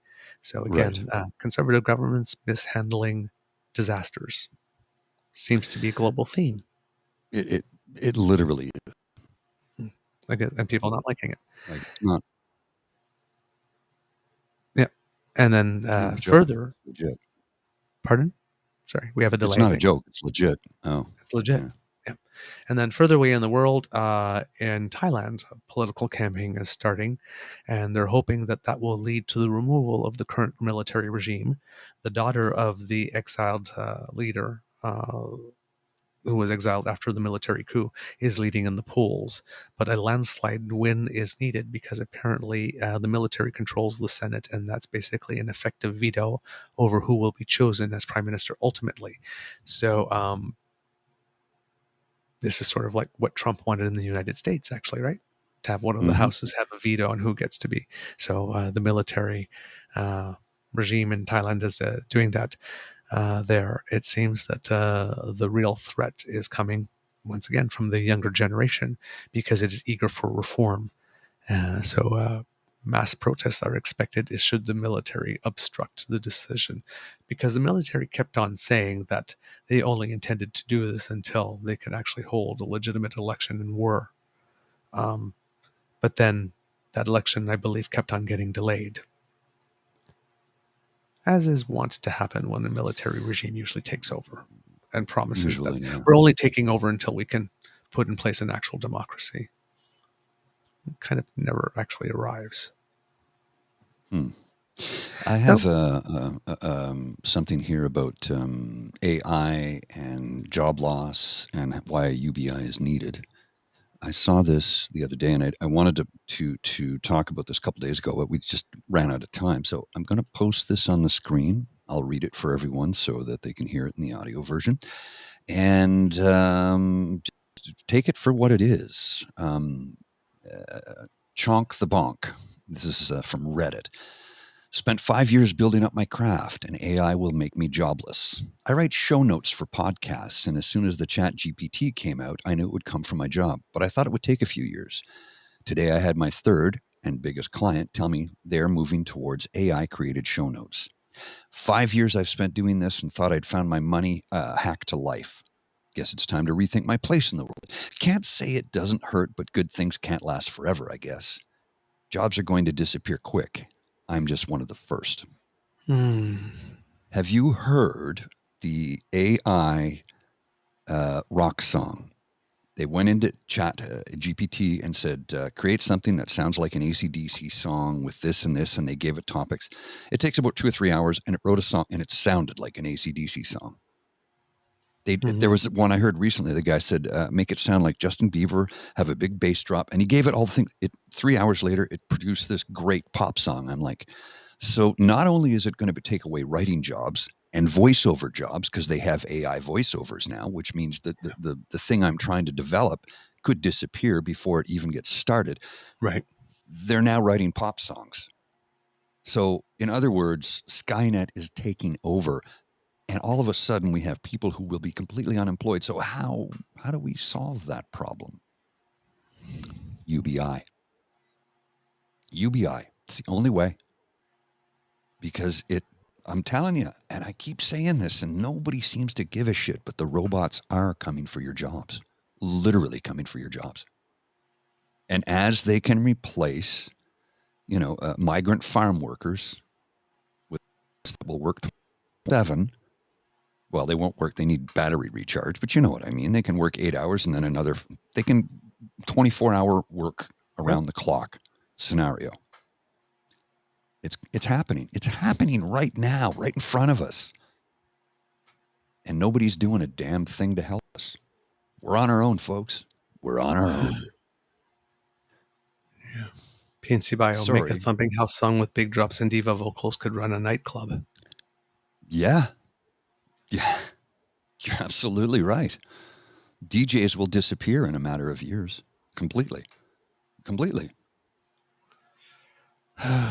Scary, man. Here we are. This is where we are. That's where we are. Mr. Grizzly, do we have a show? We do. I have one more thing I just wanted to post here. Yes, please. You could change the word Republicans to conservatives. It's real simple, folks. The Republicans could cut the deficit by revoking their tax cuts for greedy billionaires and giant corporations, but they'd rather slash funding for Meals on Wheels and veterans who need health care. Substitute Republicans for conservatives. It's the same damn thing. There we go. With the PP wrapping himself in the flag and the valor and all that kind of stuff. In the United States, I was listening to Bove the Fifth Column, and he was talking about he went to the diner where he lives, and there were people on the Fox News is on. They were talking about.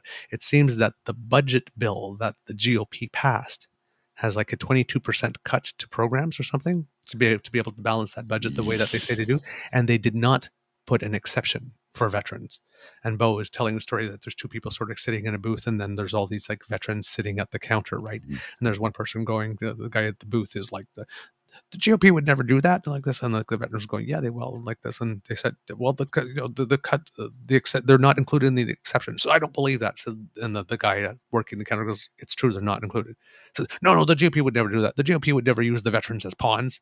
And apparently, all the veterans at the lunch counter just burst out laughing. Yeah, they're pawns. If that's happening in small town southern states, the U.S., they've lost. They've lost the vet vote. Oh, it's in gone. The United States. Yeah, they've lost the vet vote. Over here, you got the guy who said nothing as they closed. What was it? 9 Veterans Affairs offices. Saying that the Prime Minister is trying to erase history when the Prime Minister delivered that absolutely fantastic speech at the 100th anniversary at VEMI. Because reopen the veterans offices. Right. I'm sorry. Uh-huh. I'm sorry. No, you don't get to. The Conservatives do this all the time. They wrap themselves in the flag. And the Prime Minister called them on that too. Oh, yeah. There was a moment, I heard it on the radio. The Prime Minister talked about them. So, they wrap them, literally said, wrap themselves in. You literally used the words. The Prime Minister was very, very spicy and upset. Well, I mean, it's legit. We need It's to see more of that justifiable. guy. Oh, we yeah. need to see more of that guy. A lot. Like, and often. Like, with a greater frequency, for sure. Yeah, because that's... he had the fire in the belly there when he was talking about that. Oh, yeah. Yeah, yeah, and gave veterans back the pension. Mhm. That too, rather than that one lump sum payment, which was really a stupid thing to do. You give people a one lump sum payment when they're suffering with PTSD and other stuff like that, and said, yeah, make that last the rest of your life when they're not equipped yet. You've been asked to sacrifice possibly your life, in many cases limbs, for the country. And then they, here's a lump sum payment. Hang on a second. This isn't going to carry me over for the rest of my life. Or what about the veteran who has to go every couple of years, I think it is, to reapply for his benefits, to say, yeah, the legs that were blown off in Afghanistan, they aren't back yet. I need the benefits. You can't cut me off. I need them. I gave up my limbs in service of the country. Let's look at a bright sunny day for a second here. There's the weather cam. It's a lovely sunny day in the nation's capital. You can see the leaves and the trees are green, which is why I'm stuffed up, because the pollen is at an extreme high right now. So I'm going to take a Benadryl, in which case I might have to take a nap, which is rough when I have to work.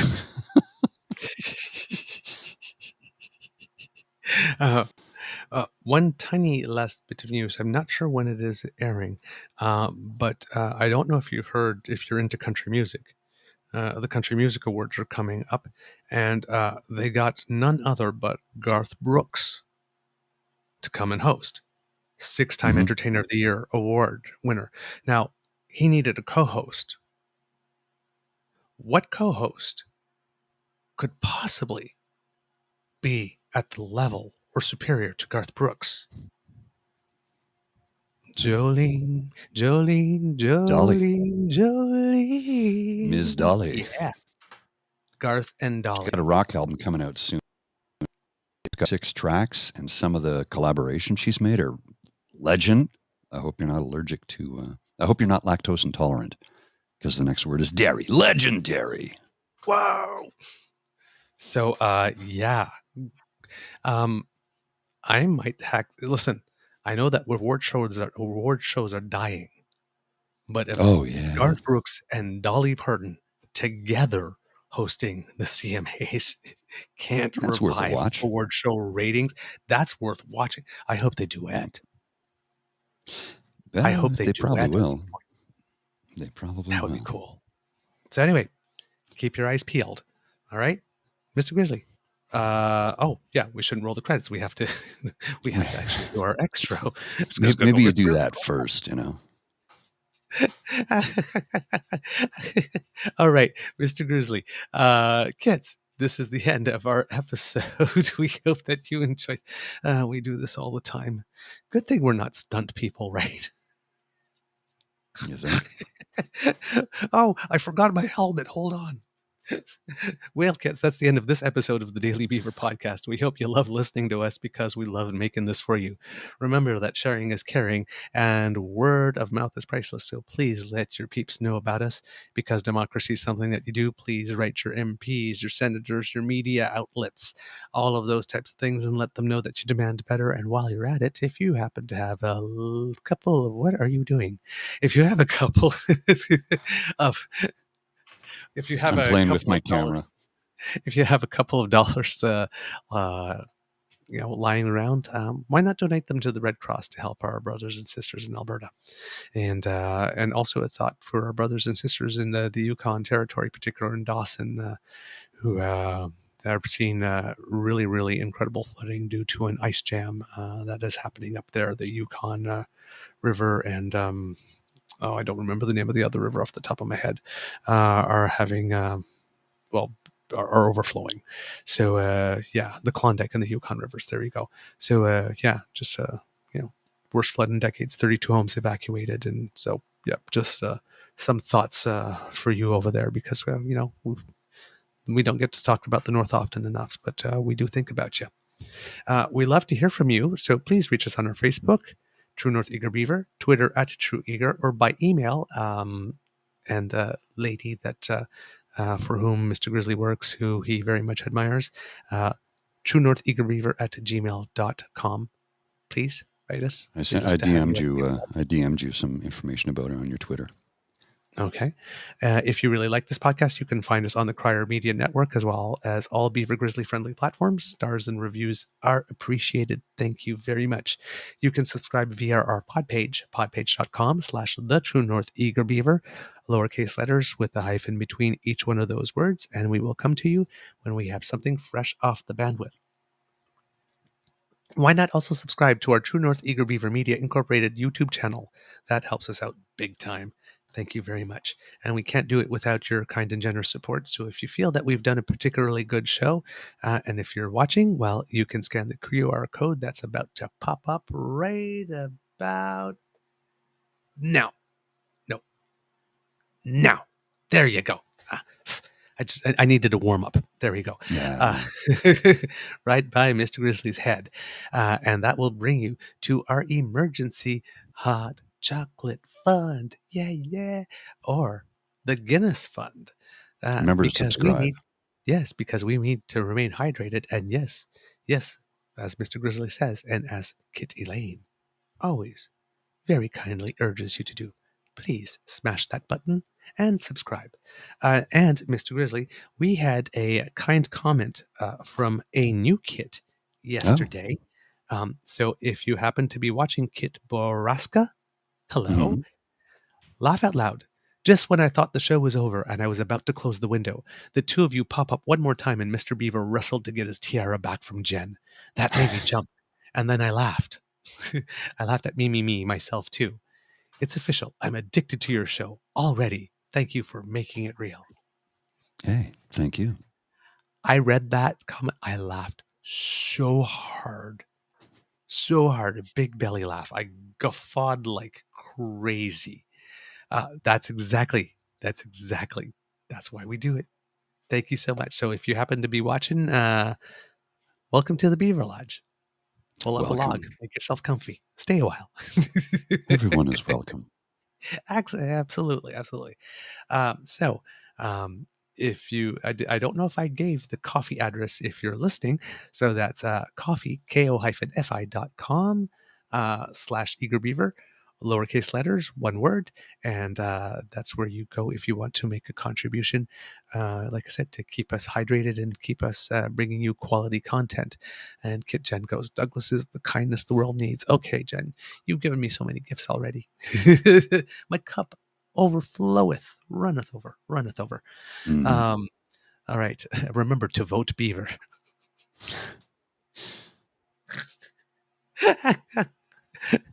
Many people do, PNC Bio. Many people do vote Beaver, I'm sure. Okay. Winona and her big brown beaver. You remember that song? What? You don't remember that song? Winona and her big brown beaver. No, I don't know that song at all. Yeah, Les Claypool and Primus. They had a video for it. Winona and her big brown beaver. I don't know that at all. Yeah. You'll have to look it up. Okay, I need to Primus, Winona, big brown beaver. Okay, as soon as this show's over, I'm going to listen to that. Well, Les Claypool, the bass player for Primus, had he said, when I was very young, my grandfather told me, he says, find the thing that you love to do the most in this world, figure out a way to earn a living at it. He goes, and you'll never work a day in your life.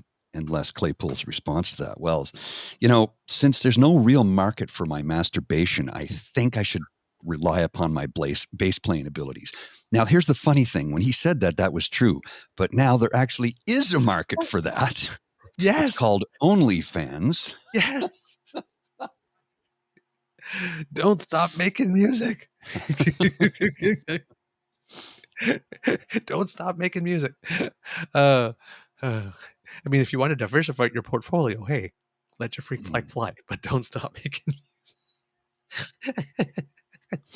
I swear, at some point, when you're wondering where all the jobs are going to be, like I'm starting to wonder of like if everybody's becoming your self-incorporated at some point, everybody's going to have a side hustle involving doing something naked somewhere. Well, I'm sitting here in my underwear, so, It's, I mean, anyway, from the Beaver Lodge, this is your Eager Beaver saying, until next time, dear kids, it can be a tough world out there, so please be kind to and gentle with yourself.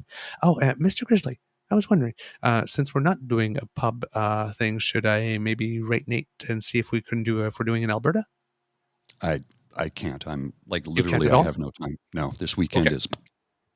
All right, no worries then. So yeah, be kind to and gentle with yourself. Mr. Grizzly, words of wisdom, please. Some days I think about this long and hard, and some days I pull something off the top of my head. And today is one of those top of my head days. And I guess what I want to say is get out and enjoy the beautiful weather today if you can. Mm-hmm. I know that those of us who suffer from allergies may have to load up on the antihistamines, but it has been a long, cold, dreary spring.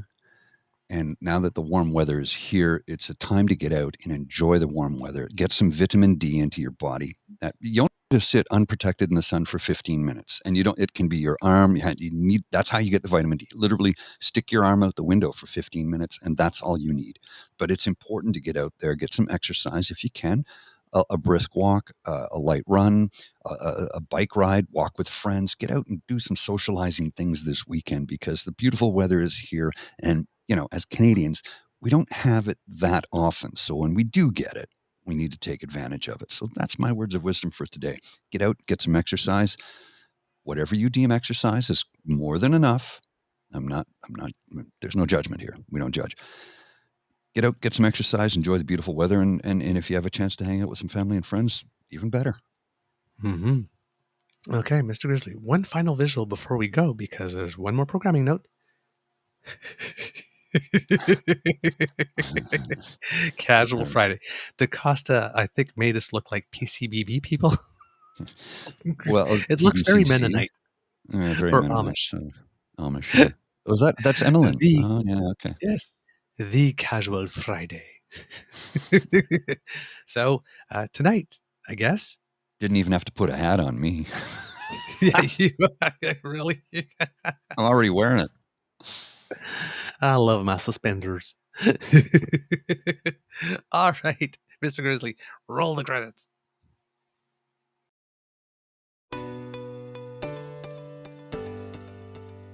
You are listening to a True North Eager Beaver Media Podcast. The True North Eager Beaver podcasts are proudly brought to you by our founding sponsors, the Miss V Mysteries from Corvid Moon Publishing, your source for science fiction, fantasy, and cozy mysteries featuring a broad diversity of characters. CanadianTarot.com, your uniquely Canadian online eclectic tarot community and forum. And The Peppermaster, hot pepper sauces made from fresh farm ingredients to thrill your taste buds and expand your mind.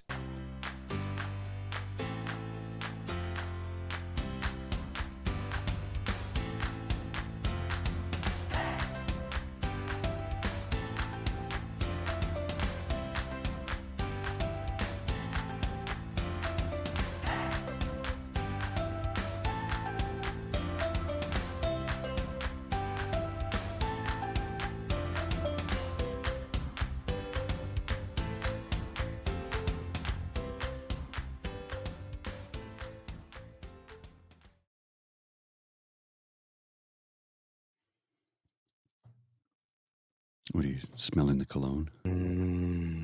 Smells so good. Oh, Mr. Grizzly, I finally found the giant passport visual I was looking for yesterday. Oh, you got it? You got it? Okay, let's see. Yeah. I'll just put this up on the screen right here. And what do we got? Oh, yeah. I assumed the anger on my timeline over Canada's new passport was overblown, but it's not. This is outrageous. How am I supposed to fit that in my purse? Who approved this? All right, kids.